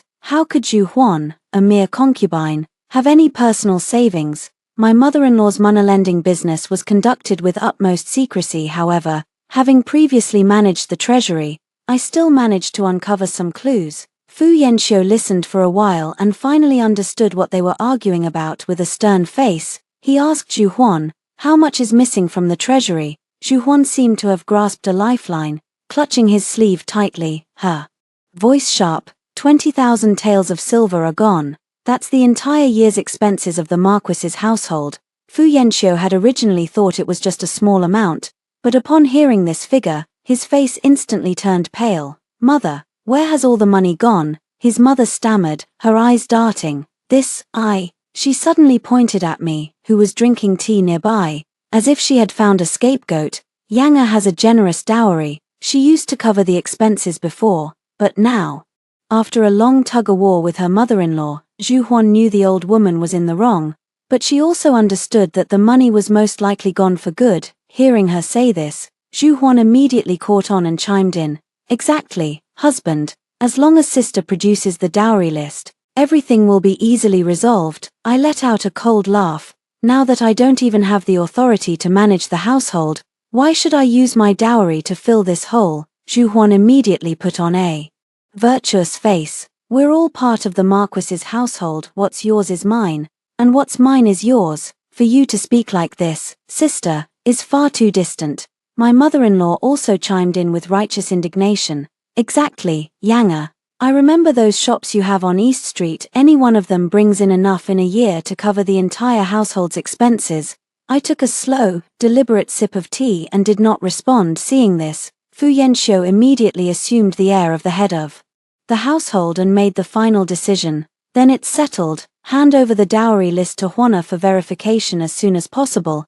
I tapped my fingers lightly on the table twice and suddenly smiled. "I heard you intend to send Mingyi to my family's private school." When Fu Yanxiu heard me mention the Fang family's private school, his eyes immediately lit up. "I know that child has reached the age for schooling. But the Fu family comes from a military background. What kind of scholarly heritage could they possibly have? They've been worrying about the child's education lately. Moreover, in recent months, I've discovered that the child's origins are unclear, yet his resemblance to Fu Yanxiu and Zhu Huan in the eyes and brows forces me to remain wary. The Fang clan school, run by my maternal grandfather's family, is overseen by the great Confucian scholar Chen Sheng, making it highly sought after by the nobility of the capital, with seats being extremely difficult to obtain. He was overjoyed. "You've finally understood my sincere intentions toward you and are willing to accept Mingyi." It was only then that I finally turned the question back to Fu Yanxiu. "Does the Marquis know that last month, the Chief Grand Secretary himself came to our door with lavish gifts, just to secure a seat for his prodigy grandson? Yet Scholar Chen didn't even let them through the gate. He couldn't wait. If you speak up, the Fang family will surely give your general's mansion this face." Only then did I say calmly, "If the elders of the Fang family knew that I still have to use my dowry to support the Fu family, what would they think?" With one sentence, I shut them down on the spot. I let out a scornful laugh. My mother-in-law was furious and still wanted to point at me and scold. "You shameless woman who has no respect for your elders." "Mother-in-law," I calmly interrupted her, "my husband probably doesn't know yet, does he? You took all the reward money he earned from fighting on the battlefield, as well as the tuition fees from his student days, and used them to lend out at high interest, didn't you?" "What?" Fu Yanxiu suddenly turned his head, glaring at his mother-in-law. "You actually dared to lend money at high interest in the capital? Don't you know that officials' family members lending at high interest can be impeached? Are you trying to ruin me?" In the dead silence of the room, the corner of my lips lifted slightly. "The day before the birthday banquet, madam. The old madam has recovered most of the loan money from the southern part of the city this morning. I was sitting in the courtyard, basking in the sun, when Hongxiu hurried over, lowering her voice discreetly. I heard that the Liu family suddenly ran out of money to keep their business going, and they were surrounded by merchants who couldn't get their goods." My fingers paused, and I let out a cold laugh. My mother-in-law was finally afraid. With the birthday banquet approaching, invitations from various households were flying in like snowflakes. They have no other choice now but to take this step. I asked Hongxiu, "How is Zhu Huan doing?" Hongxiu curled her lips. "She's busy taking inventory of the storeroom. This morning, I even heard her scolding the cook, saying that longevity banquets shouldn't use green-stemmed rice, it's too costly." I gently stroked the secret letter sent by Zheng Sanyang hidden in my sleeve. This birthday banquet was destined to be anything but peaceful. The next day, the main gate of the Marquis's residence was wide open. Zhu Huan, dressed in bright red and adorned with a head full of jingling pearls and jade, stood under the corridor to greet the guests, looking just like a strutting, flamboyant pheasant. "Please come in, Madam Deputy Minister." She greeted the guests with her 5-month pregnant belly, while I stood behind her watching coldly. Then I saw Zheng Sanyang ride her horse straight up to the steps, and with a sharp crack of her whip, she sent the teacup Zhu Huan had offered flying. She dismounted, not even glancing at Zhu Huan, and rushed over to grab my hand. "Dear sister, have these petty people mistreated you?" Zhu Huan's smile froze on her face, and immediately, whispers came from the maids behind her. "The daughter of a military family is so wild." They seem to have forgotten that their mistress is also a concubine-born daughter from a military family. Upon hearing this, Zhu Huan's expression grew even more unpleasant. I let out a light laugh, ignoring her, and took Zheng Sanyang's arm as we headed toward the Listening Rain Pavilion. As we walked, Sanyang swung the whip in her hand and complained on my behalf. "She's already overstepped her bounds, and you're just going to take it like that?" I clasped her hand in return. "My husband told everyone that I was grieving the loss of our child, which is why I let Aunt Xu handle the banquet arrangements." I pulled her along, quickening my pace. "Never mind about her, we have urgent matters to attend to." Once we reached Tingyu Pavilion, as soon as I closed the door behind us, Zheng Sanyang immediately dropped her playful demeanor.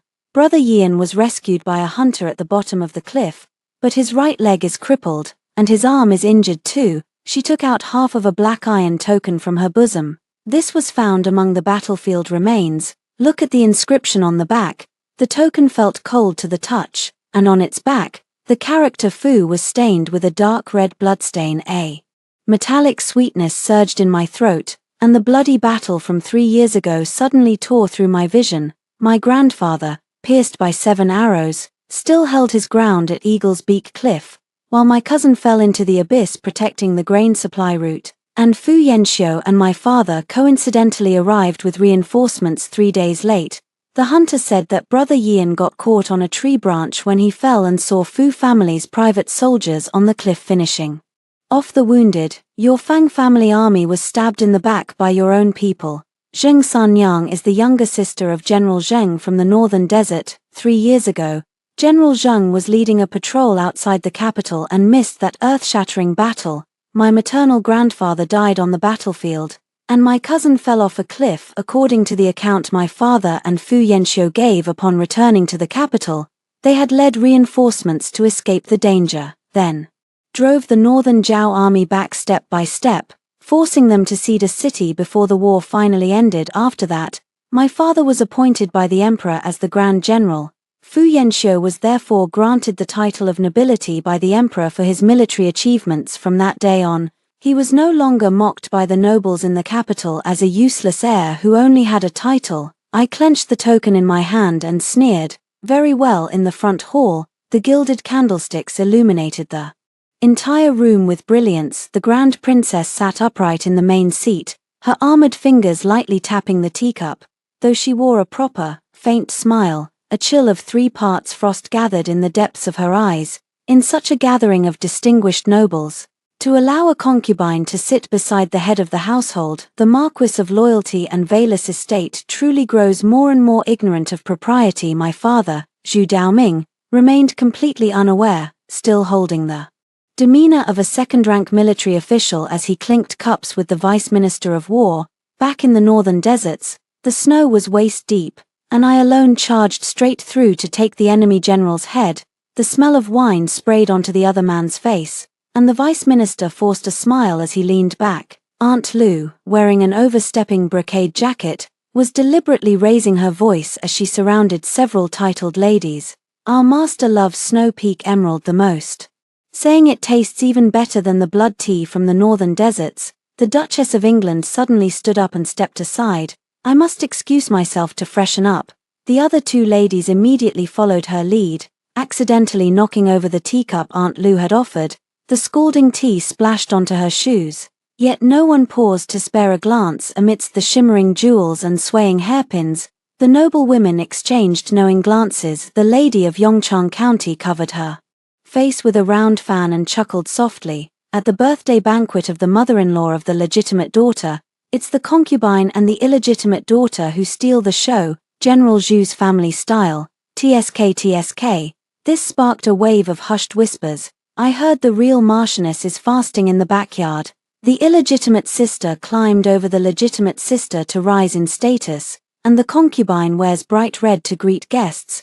This family is truly chaotic. Zhu Huan remained completely unaware, still bustling around the hall with her 5-month pregnant belly. She had just presented the teacup to the usually gentle Lady Angua, who only took a sip before frowning. This tea, could it have gotten damp? Hearing her words, all the noblewomen in the hall, who had just taken a polite sip of the newly served Snow Peak Emerald, froze in unison. The tea that Aunt Lu had just praised to the heavens indeed looked clear and bright in the cup, but upon tasting, it was like aged rainwater mixed with rust, so astringent it numbed the tongue, and carrying a hint of mildew. This tea is rather unique.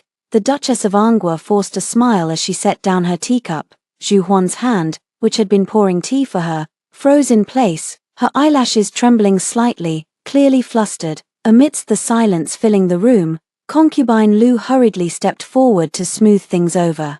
Ladies, you may not know, but this is the tea often enjoyed by the soldiers of the northern frontier. The Marquis of Loyalty and Valor has been a family of loyal and righteous men for generations. The Marquis himself says that drinking this tea is like witnessing the unyielding spirit of the borderlands. Fu Yanxiu nodded repeatedly in agreement. The mother-in-law also quickly signaled to Zhu Huan, yes, hurry and refill the princess's cup. And so, this page was barely turned over after that.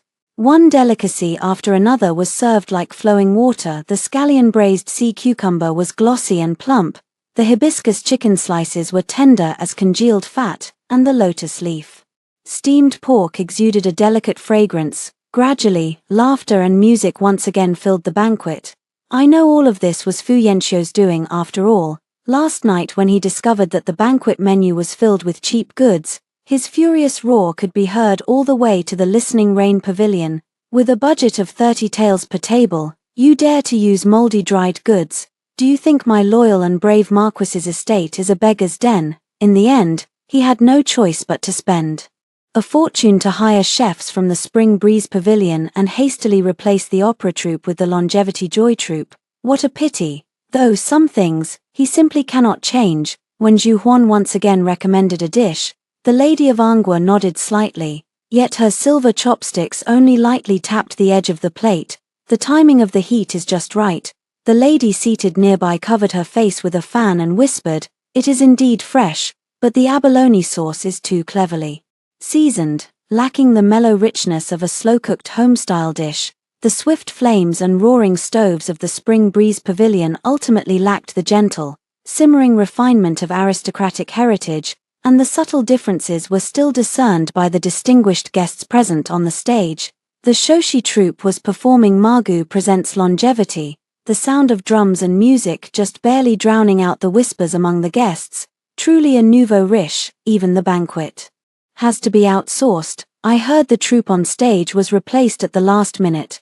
Though not perfect, there were no major mistakes either. On the other side, Fu Yanxiu had just caught his breath and was about to raise his glass for a toast. Suddenly, a loud crash echoed through the hall. The son of the Deputy Minister of War collapsed straight to the ground, overturning the entire table of cups, plates, and bowls. Immediately, gasps of shock erupted throughout the hall, and a young lady clutched her stomach, curling into a ball. Even the Princess Dowager turned deathly pale, leaning against the table edge. "Summon the Imperial Physician. Quickly, summon the Imperial Physician." The entire hall of guests erupted in screams one after another, startling all the on-duty Imperial physicians from the Imperial Medical Bureau, who arrived in a group of over 20. It must be the rice that's the problem. After carefully examining the food present, the Imperial physicians reached the same conclusion. All 38 banquet tables had been served with aged, moldy rice. Aflatoxin has already entered the organs. They must immediately take detoxifying decoctions and rest for over a month. My mother-in-law, who had been sitting beside the princess, was now in a state of extreme panic. Her hair disheveled as she supported the princess. "Your Highness, please see clearly. Could it be that the Imperial physicians made a mistake? This old woman also ate the food, so why am I unharmed?" Only then did everyone realize that everyone in the loyal and brave Marquis's household showed no signs of poisoning. Before the words had even finished, a torrent of furious curses flooded the hall. "What kind of heart does your Marquis's household have? To serve moldy rice to the clan relatives? Impossible." Zhu Huan collapsed to the ground. "The household eats this rice every day. It can't be poisoned." Her slender, sharp fingernail pointed at the cook who had been dragged out by the princess's personal guards. "It must be her. Yes, it must be this wretched servant who poisoned the food." The cook immediately fell to her knees with a thud. "I'm innocent, my lord. Please see the truth. The concubine, to save money, forced us to mix 3 parts of moldy rice into the new rice every day. This time, for the birthday banquet, it was even worse. She made us mix in a full 7 parts. The apprehended kitchen procurement steward also kowtowed frantically. This mixed rice has been consumed daily by everyone in the household, and they have long since become desensitized. But the esteemed guests are of noble status, accustomed to only the finest food and drink in their daily lives. How could they possibly endure such poison?" In the deathly silence of the hall, the Grand Princess took the antidote broth presented by the Imperial physician and slowly rose to her feet with the support of her maids. Her face pale, she swept her gaze over the Fu family members collapsed on the floor. What a fine, loyal and valiant Marquis estate, truly rotten to the core. Supported by his servants, the Vice Minister of War trembled as he pointed a finger. "Loyal and valiant Marquis, at tomorrow's morning court, I will surely submit a memorial denouncing you." disregarding human life, poisoning one's own kin. How is such behavior any different from that of beasts? They must be severely punished. Investigate thoroughly. A tide of voices in agreement and condemnation surged forth, but Fu Yanxiu had no time to concern himself with this now, for a line of Yamen runners filed in, surrounding everyone present. Madame Fu, the capital prefect, ignored the chaos strewn across the floor, his gaze fixed on the mother-in-law who was trying to shrink into the crowd, her face ashen. You lent money at exorbitant interest rates to exploit the common people, and when collecting debts, you allowed your men to commit violence, driving Liu the peddler to hang himself in shame and Widow Li to drown herself in the river to prove her innocence. 2 lives lost in a single day. You are hereby arrested and will be brought to trial immediately. The mother-in-law let out a wail and collapsed to the ground. It's a false accusation. They were the ones who couldn't bear it. I only wanted my silver back. Wanted your silver back? The capital prefect sneered, waving for the bailiffs to step forward and seize her. Liu's shop was smashed to pieces by your men, and even the silver lock of the infant in swaddling clothes was snatched to pay off the debt. Widow Li's loom was chopped up for firewood. How were she and her orphaned child supposed to survive? Now the bodies of the victims are laid at the gates of the capital prefecture, their blood-written pleas weeping with every word, and the entire city is in an uproar. If I don't arrest you immediately, I fear this Marquis's estate will be trampled flat by the tide of public fury. Fu Yanxiu's vision went dark, and he nearly collapsed. Lord Marquis Fu, the capital prefect, finally seemed to notice him. His tone laced with sarcasm. Your household truly knows how to mix celebrations with mourning. What a lively affair. You'd better think about how to save yourself first. The impeachment memorials from the censorate, accusing you of failing to manage your family and allowing your mother to commit violence, are probably already piled high on His Majesty's desk.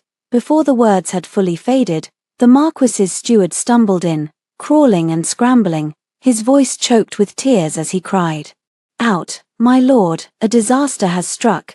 The front gate is completely surrounded by an angry mob. Rotten vegetables and rotten eggs are flying so thick you can't even see the plaque, and there are several groups of censors from the censorate waiting right at the door, saying they want to question you on the spot." Fu Yanxiu could no longer spare a thought for his mother rolling on the ground or for Zhu Huan, whose face had turned ashen as she screamed uncontrollably amid the chaos, curses, and wails. He nearly stumbled as he fled in disgrace through the side gate. In the days that followed, he tried every means to salvage the situation. Yet for several days in a row, he found no one willing to help. Former colleagues who once called him brother either avoided him or dealt with him insincerely. Meanwhile, the memorials impeaching him poured into the palace like a relentless blizzard in the depths of winter, growing even fiercer. Accuse loyal and brave Marquis Fu Yanxiu of lax household management, allowing his mother to commit murder, driving good citizens to their deaths, thus failing to live up to the emperor's grace. Accuse him of failing to maintain order within his inner chambers, permitting his concubine to poison noble relatives and distinguished officials with moldy rice. His intentions are worthy of death. In the end, we have reached the point of utter desperation. Fu Yanxiu finally set aside his pitiful pride and came begging at my door because I received the invitation sent by the princess 2 days ago. The Flower Festival is an annual grand feast personally hosted by the princess, inviting all the nobles and distinguished families of the capital. Its purpose self-evident. It is not only a celebration of spring but also a silent declaration of power and influence. This invitation, for me, is an opportunity. For some, it is the last lifeline. It had only been a few days, yet his eyes were sunken, and his stubble was thick and dark. Yanga, the palace banquet, the invitation from the Princess Royal. Could you take me along? Now, I may be on leave at home, but many old friends and acquaintances will be attending. Just let me in, mingle a bit, and the situation is sure to turn around. The censorate, those. His words choked in his throat because Hongxiu walked over with a bucket of water for the flowers and directly splashed it all at his feet. My voice remained calm and steady. You jest, my lord, at this moment. The memorials impeaching you could likely cover the entire Golden Luan Hall. How could I dare to bring you along to disturb the princess's enjoyment on such a precarious occasion? Moreover, I leaned in slightly, lowering my voice. Have you forgotten how Honga was lost? What state of mind do you think I should be in? To take your arm and step into the Chonglin garden. Fu Yanxiu's face instantly turned as pale as paper, yet he could not utter a single word, leaving only despair in his eyes. And a hint of shame and anger at being exposed, he staggered back a step, bumping into the trunk of a crabapple tree, shaking off a few withered leaves that fell bleakly onto his shoulders. I turned away without looking at him again, speaking only to Hongxiu, see the guest out, in the future. Don't let just anyone through the door. After that, he dared not come again. So he urged Ju Huan to send a heartfelt invitation to a family banquet in their father's name. The vermilion invitation was edged with gaudy gold trim. Opening it revealed Ju Huan's awkward and affected handwriting, the words dripping with a condescending tone of reunion. I held the invitation, feeling nothing but irony. It was nothing more than a trap, however. I had already planned to visit the Zhu residence again. On the day of the banquet, I made no effort to keep a low profile. 8 sturdy servants brought by the Fang family cleared the way, with 2 maidservants flanking each side. Though the ceremonial procession was simple, its presence was imposing. The banquet was set in a waterside pavilion, with dishes that were exquisitely prepared. Zhu Huan kept serving Fu Yanxiu, but her eyes kept darting toward me. Fu Yanxiu was visibly unsettled, spilling his drink several times. After several rounds of drinks, the show finally began. Zhu Huan suddenly pressed her hand to her temple, complaining in a delicate voice that she felt stifled, and asked Fu Yanxiu to accompany her to the garden for some fresh air. Fu Yanxiu, as if granted a reprieve, hastily rose to assist her. The two of them, playing their parts in perfect harmony, soon left arm in arm, leaving the entire table and my father and me in an awkward and heavy silence. I set down the silver chopsticks and wiped the corner of my mouth. What was bound to come has finally arrived. Yanga, the Marquis's household is now in a precarious state. No matter how many faults Yanxiu may have, he is still your husband. You must understand the principle that when one prospers, all prosper. When one falls, all fall. The old retainers of the Fang family still hold some influence both in the court and among the common people. Now is the time for you to step forward and mediate. Father, I raised my eyes, my gaze clear and sharp as I stared at him. When he favored his concubine over his wife, when he allowed Zhu Huan to cause the death of my Honga, did he ever consider that I was his wife? Now that his grand mansion is about to collapse, he suddenly remembers this tattered banner of mine, expecting me to use the goodwill left by my maternal grandfather to patch the holes in his sinking ship. Since when has the world ever operated on such logic? He spun around sharply, his gaze filled with anger at my defiance. Foolish. How can the petty squabbles of the inner household be compared to the rise and fall of the family?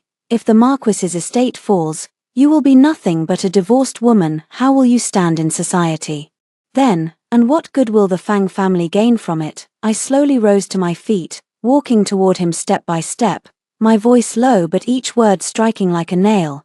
Father, you keep saying that husband and wife are one, sharing both glory and loss.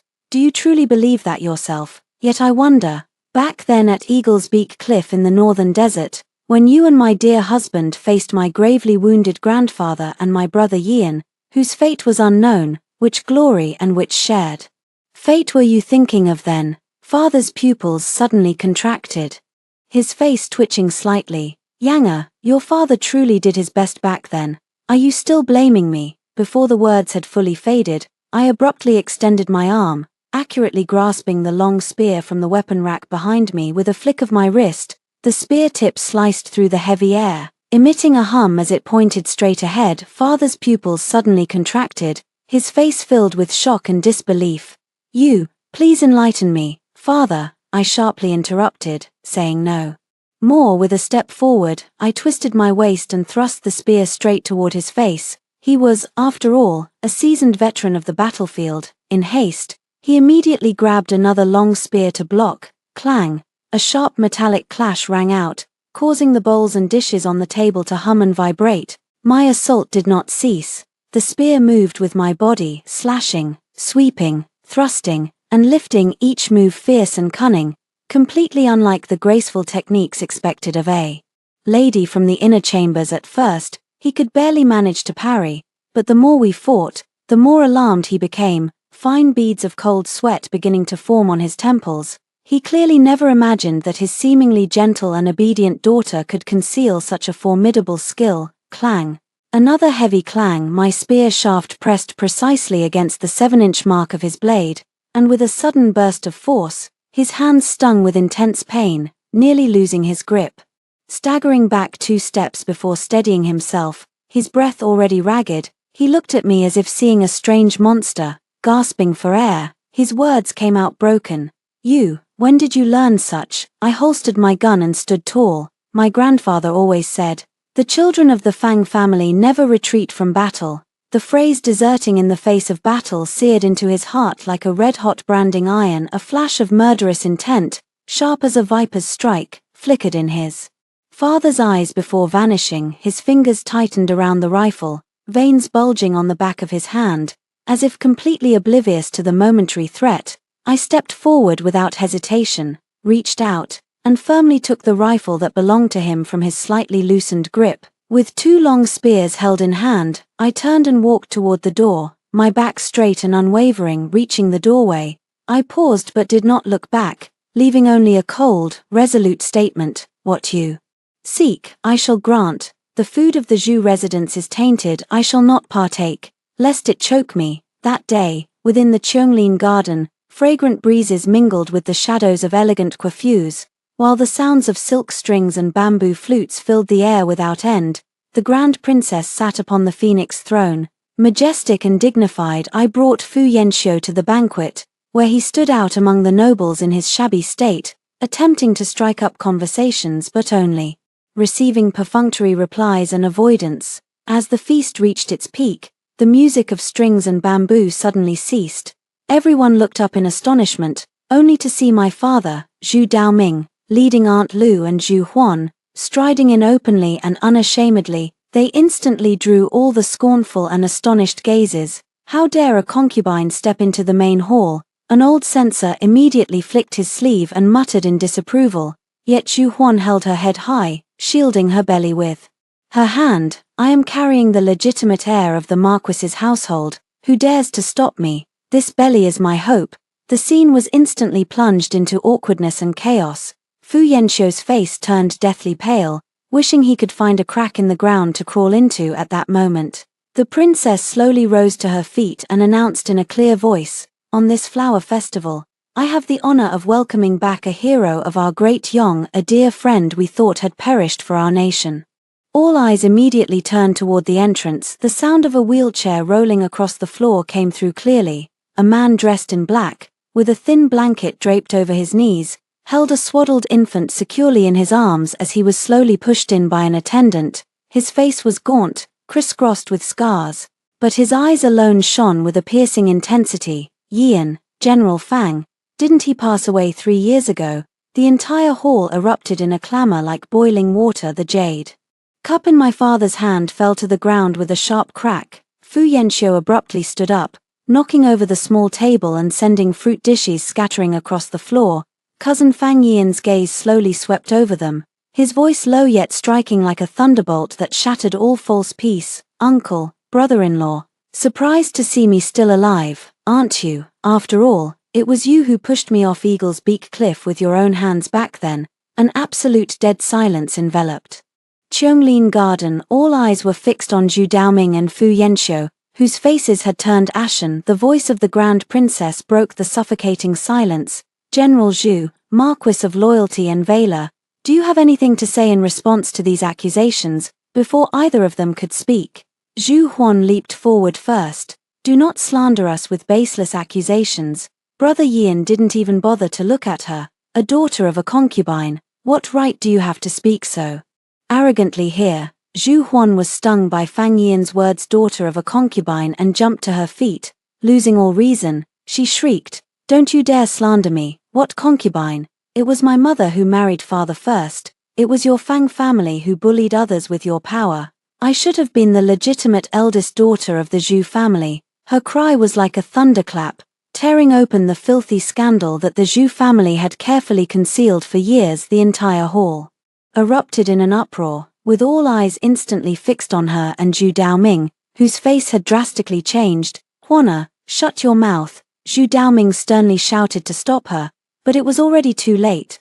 Brother Yian sat in his wheelchair, letting out a cold laugh, though his voice was not loud. It clearly reached everyone's ears. Marry first. Are you talking about that minor guerrilla general Zhu Daoming under my grandfather's command, who concealed the fact that he already had a wife, Lu, in the countryside, and deceitfully married my aunt, the legitimate daughter of the Fang family? Are you referring to the fact that he used my aunt's generous dowry to secretly support his so-called first wife and illegitimate daughter in the northern borderlands year after year? Or are you talking about how, when my aunt Lady Fang was bedridden and frail, he couldn't wait to elevate his mistress to the status of the legitimate wife? If I hadn't taken up a spear and gone to your father to warn him, saying, if you do this today, I will make sure the entire capital knows your true face. You wouldn't be a stepdaughter now, you'd be the legitimate daughter who usurped the nest. You're lying, you're lying. Zhu Huan trembled all over, shouting in vain. The hall had already erupted into chaos. The nobles exchanged looks of shock and disdain, their whispers rising like a tide. Heavens, so that's what happened. Abandoning his wife to marry another, deceiving the Fang family's legitimate daughter, using the dowry of the legal wife to support a mistress and an illegitimate daughter. How utterly shameless. No wonder General Fang distanced himself from him back then. Zhu Daoming's face turned ashen as he tried to salvage the situation. Enough, Yian, you're still severely injured and not in your right mind. Don't spout nonsense here and be manipulated by villains. He turned to the crowd, forcing a calm demeanor as he clasped his hands. My daughter spoke out of ignorance, and the young general is likely affected by his severe injuries, so his words are nothing but baseless speculation. Please don't take them seriously. Today is the flower festival. Let's not allow such groundless talk to spoil everyone's enjoyment. Just at that moment, the gentle tinkling of jade ornaments announced the arrival of the emperor and empress in their ceremonial procession. The emperor raised an eyebrow with keen interest and inquired, "Oh, such a lively debate. What are my ministers arguing about?" My father and Fu Yanxiu forced themselves to remain composed, bowing deeply toward the imperial throne. Their voices rang out firm and resolute, attempting to overwhelm with their presence. Your Majesty, please judge wisely. The military reports from the battle in the northern desert 3 years ago were entirely truthful.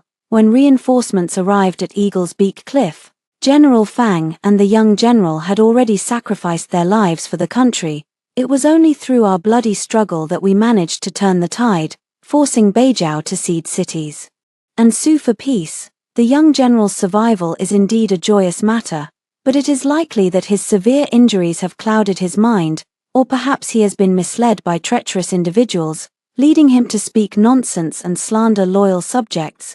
The Grand Princess personally pushed my cousin's wheelchair before the emperor. Though his face was pale, his gaze was sharp and penetrating. Word by word, the bloody truth of Eagle's Beak Cliff from that year was laid bare. How they fell into an ambush due to false intelligence, how his maternal grandfather fought to the last moment, how the Northern Desert Army fought back in a desperate situation and inflicted heavy losses on the enemy, and how, after the so-called reinforcements arrived, instead of rescuing them, they forced the remnants of the Fang family army to the edge of the cliff and unleashed a volley of arrows to cover up their crimes of delaying military operations and falsely claiming military merits. He raised his right arm, which was clearly unable to exert any force. This arm of mine was pierced by an arrow from Fu Yanxiu, my good brother-in-law, and I fell off the cliff. If not for the herbalist at the bottom of the cliff who saved me, I would have long been reduced to bones and ashes. Absurd, utter nonsense. Zhu Daoming interrupted with a hoarse, desperate cry. Your Majesty, these are all his one-sided claims. The situation was chaotic at the time. Where is the evidence, the witnesses? How can he slander a meritorious servant of the state with nothing but empty words? Fu Yanxiu hastily chimed in. Exactly, Your Majesty. He is clearly doing this to stand up for Zhu Yang and take revenge on your humble servant. His intentions are utterly despicable. I nearly laughed out loud, but then I saw my concubine mother, Auntie Lu, suddenly throw herself to the ground, wailing, Your Majesty, this humble woman can testify. I was there at the time, and every word the Grand General and the Marquis said is true, it is General Fang who is making false accusations. I looked at her coldly, my tone laced with sarcasm. You, a woman confined to the inner chambers, how could you testify about frontline military affairs? Do you even think you're worthy? Just as they thought there was no evidence left and secretly breathed a sigh of relief, I took a deep breath, pulled out a small bundle tightly wrapped in oilcloth from my chest, and raised it high. Did you really think I had no evidence? My voice was calm, yet each word struck like a hammer. In these past few days, I found this item in the secret compartment of Fu Yanxiu's study. Then, taking advantage of the family banquet, I ordered a maid to sneak into my father's study and found another copy. My gaze swept over the two of them, their faces ashen with dread. It seems that you two do not fully trust each other either, each needing to keep a hold on the other's secrets to feel secure in working together. The Emperor picked up one letter, while the Empress took another. After a brief glance, both their expressions darkened. The letters not only contained schemes to delay military operations and frame comrades, but also cold-blooded plans to divide military achievements and eliminate potential threats. Faced with such irrefutable evidence, Fu Yanxiu, in a moment of despair, resorted to the behavior of a street scoundrel, pointing at his father-in-law and shouting, "Zhu Daoming, you shameless old thief, if it weren't for your reckless pursuit of glory back then, how could this have happened?" Zhu Daoming, his eyes wide with fury, shot back, "Silence, you ungrateful jackal. If it weren't for my promotion, how could you have reached this position today? That arrow was clearly shot by you, in the Golden Hall." Two former meritorious officials tore at each other like mad dogs. The entire court of civil and military officials fell into a deathly silence, with only their ugly roars echoing through the air. When they had cursed themselves hoarse and were panting for breath, I slowly stepped forward and said, "Your Majesty, Your Highness, have you noticed that these letters, including the secret missive Brother Yian brought back, all carry a faint, peculiar fragrance?" The Emperor frowned and handed the letter to the attendant beside him, instructing him to have the imperial physician examine it. The Empress also nodded slightly. "This incense is called Dream Dachra. It is not from our dynasty but is a secret formula of the northern Zhao royal family. Its fragrance is long-lasting and does not fade for years." My gaze turned toward Madame Lu, who was already trembling like a sieve. "Coincidentally, this scent is exactly the same as the incense my dear stepmother and sister Zhu Huan have always been so fond of." "You're lying," Zhu Huan screamed, but I no longer looked at her, only staring at Lu Yunjiao. "Do you know why they received the wrong intelligence back then? It was all you, taking advantage of your close access. You secretly swapped the real military report.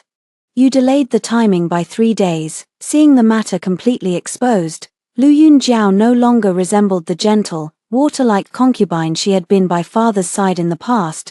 The panic on her face gradually twisted into a strange, eerie madness. She suddenly raised her head and let out a sharp, bone-chilling laugh. "They all say I'm infatuated. How could I have been infatuated for years with Zhu Daoming, that heartless, faithless scoundrel? What an absolute joke." She glanced around at the crowd, her eyes filled with twisted satisfaction. "That's right, I was the one who altered those intelligence reports. I've always been a spy planted here by Beijiao. Watching you tear each other apart has been pure delight." A triumphant, savage grin spread across her face. What a pity, just a little more. For 3 years, your northern defenses have been hollowed out. When my army returns, from the throne," the Emperor, who had been watching coldly all along, let out a faint, contemptuous chuckle, cutting off her frenzied delusions. "Idiot." The Emperor's voice was not loud, yet it carried the weight of thunder. "Are you still lost in such a daydream? This morning, an urgent military dispatch arrived from 800 miles away. Your northern Zhao's main forces were completely annihilated 3 days ago in the Blackwater River Valley. Your third prince is now in shackles, on his way to the capital." The wild laughter on Lu Yunjiao's face instantly froze, twisting into an expression of utter horror and disbelief. Her mouth hung open, but no sound could escape. Her entire body went limp, as if all her bones had been pulled out. Within the Golden Hall, a deathly silence fell. Only the bloody scent of truth and the chill of a conspiracy exposed lingered in the air. Lu Yunjiao's wails were drowned out by the rough dragging of the guards. Grand General Zhu Daoming, for deceiving the emperor, colluding with the enemy, and committing treason, his crimes are unforgivable. He is stripped of his rank and exiled to Ninguta, never to be recalled. Loyal and brave Marquis Fu Yanxiu, for conspiring against his comrades, falsely claiming military merits, his crimes are tantamount to rebellion. He is stripped of his title, reduced to a commoner, and his family property is confiscated. The decree struck like a final verdict, causing Fu Yanxiu to stagger violently, his face ashen and lifeless. Zhu Huan threw herself onto him, weeping uncontrollably. Whether for his downfall or her own future, no one could tell. Suddenly, Fu Yanxiu seized Zhu Huan, a final glimmer of madness flashing in his lifeless eyes. Struggling, he crawled forward 2 steps and shouted hoarsely toward the imperial throne, "Your Majesty, Emperor, my Fu ancestors rendered great service to the nation, deserving a place in the imperial ancestral temple. The late emperor once personally promised that the Fu family's noble title would never be revoked as long as the bloodline continued and there were successors. Does that promise still hold?" The emperor's gaze darkened slightly, and after a moment, he slowly nodded. The late emperor did indeed grant such a favor. However, you no longer have a son. I do. Fu Yanxiu, as if grasping at the last straw, cried out with a voice cracking from excitement, "Zhu Huan, the child she carries is my flesh and blood. This is my son. The Fu family bloodline is not broken." A scornful laugh came from the platform. Though it was unclear which official spoke. "Fu Yanxiu, how do you know the child in her womb is definitely a boy? What if it's a daughter? What then? I still have one." Driven to the brink and having lost all reason, Fu Yanxiu blurted out in a roar, "Mingyi, I still have Mingyi. Mingyi is my own son. He is the son Huan and I had 8 years ago while stationed at the border. He is the seed of my Fu family. He has the right to inherit the title." 8 years ago, guarding the border, I laughed. "So that's how it is. No wonder Marquis Fu is so deeply devoted to my half-sister. It turns out the methods of mother and daughter are truly passed down through the same lineage, exactly alike." Fu Yanxiu, at this moment, had no time to care about shame. His eyes were fixed only on that illusory title of nobility. He kowtowed repeatedly toward the imperial throne, his forehead instantly turning bruised and purple. "I beg your majesty for mercy. Mingyi is my own son. His bloodline is unquestionable. I beg your majesty to allow him to inherit the title, to continue the lineage of my Fu family." His desperate confession completely tore away the last shred of decency. At that moment, a servant suddenly came to report from outside the hall. He was let in by the guards, soaked to the bone, stumbling and crawling to Fu Yanxiu, his voice choked with tears. Master, it's terrible. Young Master Mingyi at the academy got into an argument with someone, accidentally fell into the koi pond. When they pulled him out, he was already gone." "What?" Fu Yanxiu felt as if struck by lightning, his entire body stiffening abruptly. The faint, mad glimmer that had ignited because of his son instantly extinguished, his face turning completely ashen, his lips trembled.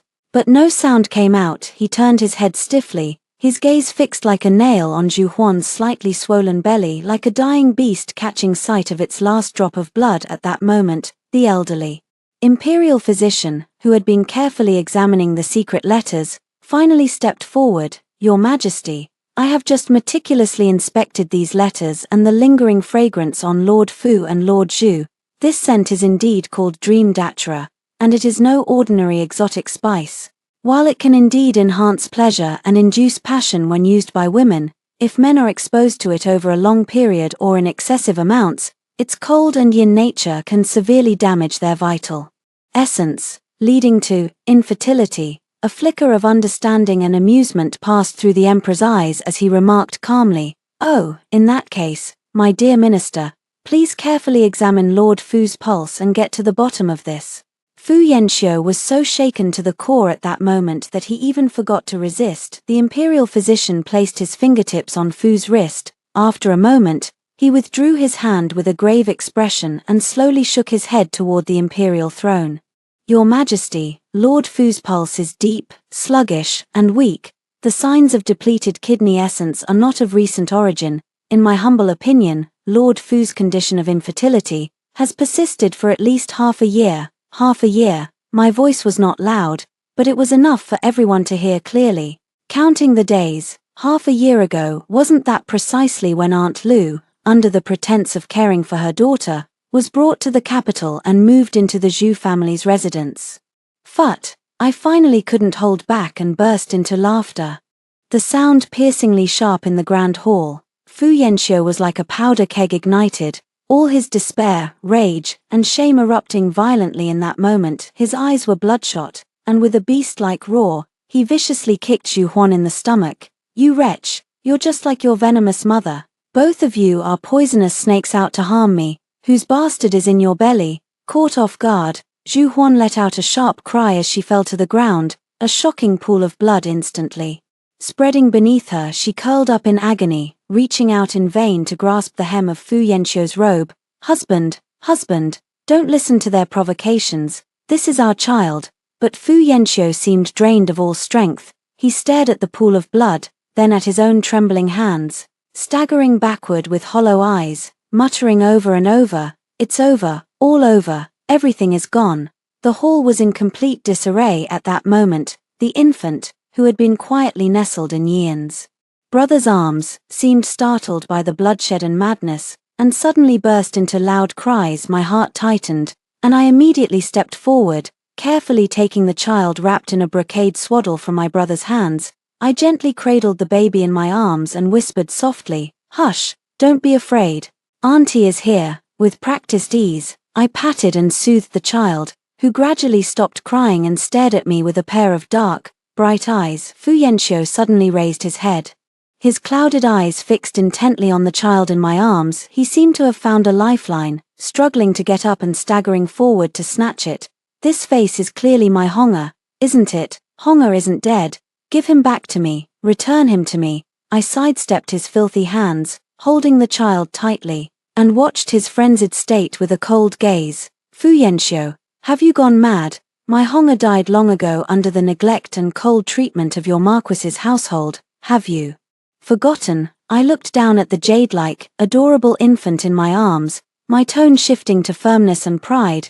"This is an orphan adopted by Brother Yian at the border, a child of the Fang family. He is the heir personally appointed by His Majesty to inherit the Fang family's title in the future." "You're lying. You're deceiving me." Fu Yanxiu refused to listen, stubbornly roaring. "Those eyes, that profile, it's clearly my Honga. You're all conspiring to trick me, no matter how much he clamored." The emperor seated upon the throne had already spoken, his voice authoritative, settling the matter once and for all. "By our decree, the case of the Northern Desert 3 years ago has now been thoroughly investigated, and it was Zhu Daoming and Fu Yanxiu who deceived the throne and framed the loyal and righteous. Immediately clear the names of General Fang and General Fang Yian, posthumously bestow honorary titles, and grant them a place in the Imperial Ancestral Temple. The loyalty and sacrifice of the Fang family are evident to heaven and earth. General Fang Yian, unparalleled in loyalty and bravery, disabled in body but unyielding in spirit, is hereby specially granted the title of Dingbehu, Marquis of Northern Stability, to be inherited in perpetuity. His adopted son is granted the name Fang Chengji, recognized as a true descendant of the Fang family, and shall enjoy the honor of being the heir to the Marquis's estate, with the imperial decree issued. All matters were settled. Fu Yanxiu seemed to have been drained of his last ounce of strength, collapsing completely to the ground. His eyes were hollow as he stared at the child in my arms, the child who represented the future and hope of the Fang family, unable to utter a single sound. Glory belongs to the loyal souls. Justice may be delayed, but it always arrives, and some people can only fall into the abyss they themselves created. Consumed by endless regret and despair, the golden hall finally fell. Completely silent, holding the warm little body in my arms, feeling his steady breathing, my tightly wound heartstrings finally relaxed a little.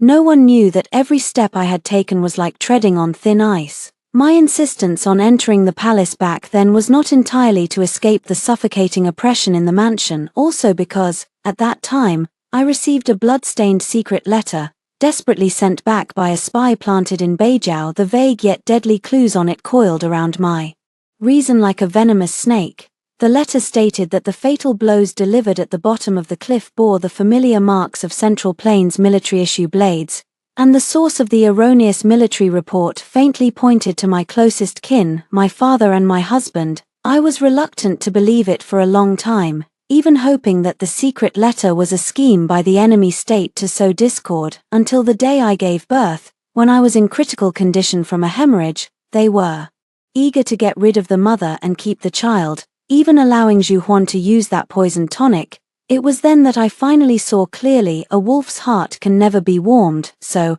I presented the secret letter to His Majesty, offering myself as a pawn in the game, and begged His Majesty to allow me to direct this play of luring the enemy into a trap. The danger on the day of childbirth was real, and Honger's serious illness was also real, but Honger did not die young that day. His faint breath was not entirely feigned. The imperial physician truly did his utmost to save his life.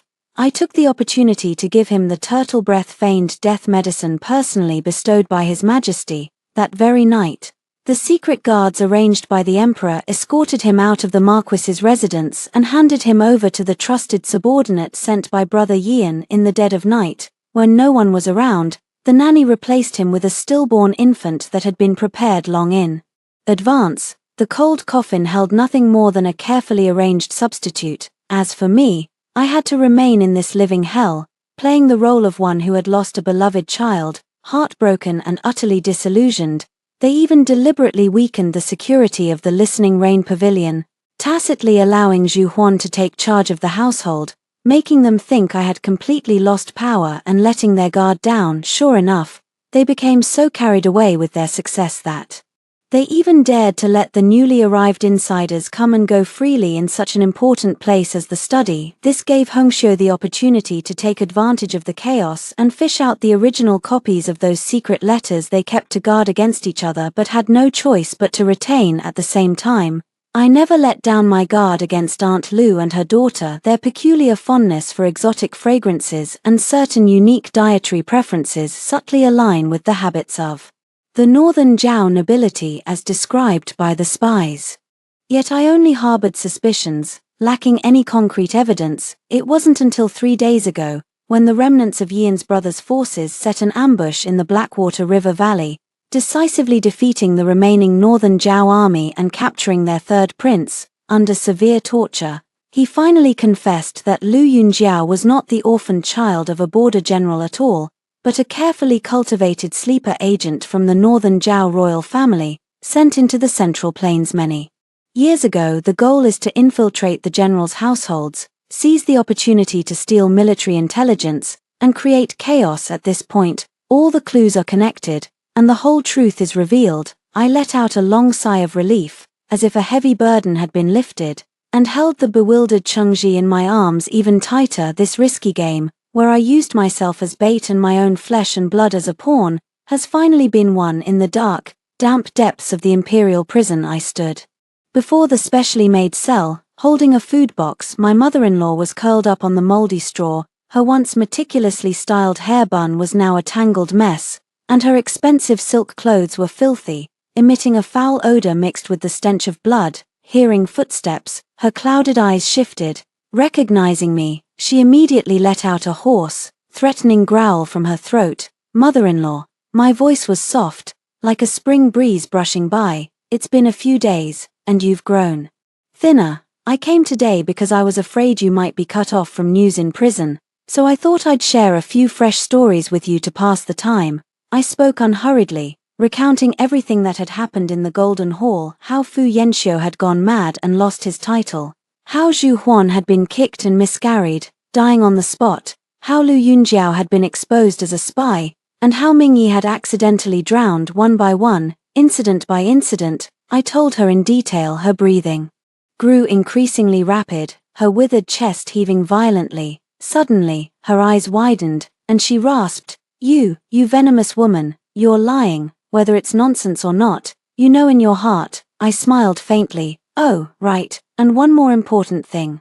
His Majesty has issued an edict to clear the Fang family's name, posthumously honor my grandfather and uncle, and bestow upon my brother the title of Marquis of Northern Pacification." hereditary and non-revocable, our Fang family has a future again. Let me tell you secretly. The heir of the Fang family is Honga. He has now taken the surname Fang. Phut, she suddenly spat out a mouthful of dark red blood, splattering it on the grimy wall. Her whole body convulsed as she collapsed back into the straw pile, her eyes glazed over. Leaving only desperate whimpers, I signaled the jailer to open the cell door and personally brought out a bowl of thick, dark medicinal brew. Mother-in-law, please don't be upset, anger harms the body. I crouched down, nearly meeting her eye level, my tone filled with utmost concern. You are elderly and frail, and after suffering such a blow, your daughter-in-law truly feels for you. This is ginseng soup specially brewed for you, made with the finest aged mountain ginseng. It will surely ensure you live a long life and remain clear-headed every day. In that soup, I had mixed enough bitter coptis to break the heart. While it truly served to sustain life, it also ensured one remained awake to endure every ounce of suffering with my own hands. I spoon-fed that intensely bitter broth into her resisting mouth, making sure not a single drop was left. From then on, this specially prepared ginseng soup would be delivered punctually every day, the jailer reported back. At first, Fu Wangsha cursed daily, then she frantically clawed at the prison walls with her nails until her fingers were mangled, flesh torn and bones exposed, eventually breaking completely. Later on, only unconscious guttural groans from deep within her throat remained, but her eyes, forced open by the drug's effects, remained wide awake, enduring the torment of an endless hell. As for Fu Yanxiu, how could I let him die so easily? I want him to live consciously, with nothing left, to live and see the Fu family bloodline completely severed, to live and watch the title he values as his life stripped away by a single imperial decree, to live to see him fall from the clouds, reduced to a beggar bullied by everyone on the streets, dragging his broken body, struggling to survive in the mud, until many years later, at the formal investiture ceremony of the heir to the Marquis of Northern Pacification, the honor guard was magnificent, and guests gathered like clouds. My Chengji, now grown into a handsome young man, strides confidently toward his glory. Suddenly, he halted his steps and looked down at the filthy, foul-smelling beggar curled up in the shadows beneath the steps. The beggar seemed to sense something as well, lifting his clouded eyes to gaze dully at him. Chengji's lips curved into a carefree, radiant smile, like the most dazzling sunlight. He lifted his foot and mercilessly stepped over the beggar's outstretched, withered branch-like wrist. He quickly ascended the high steps, coming to stand before me, his voice clear and bright, carrying the sharpness and pride unique to a young man.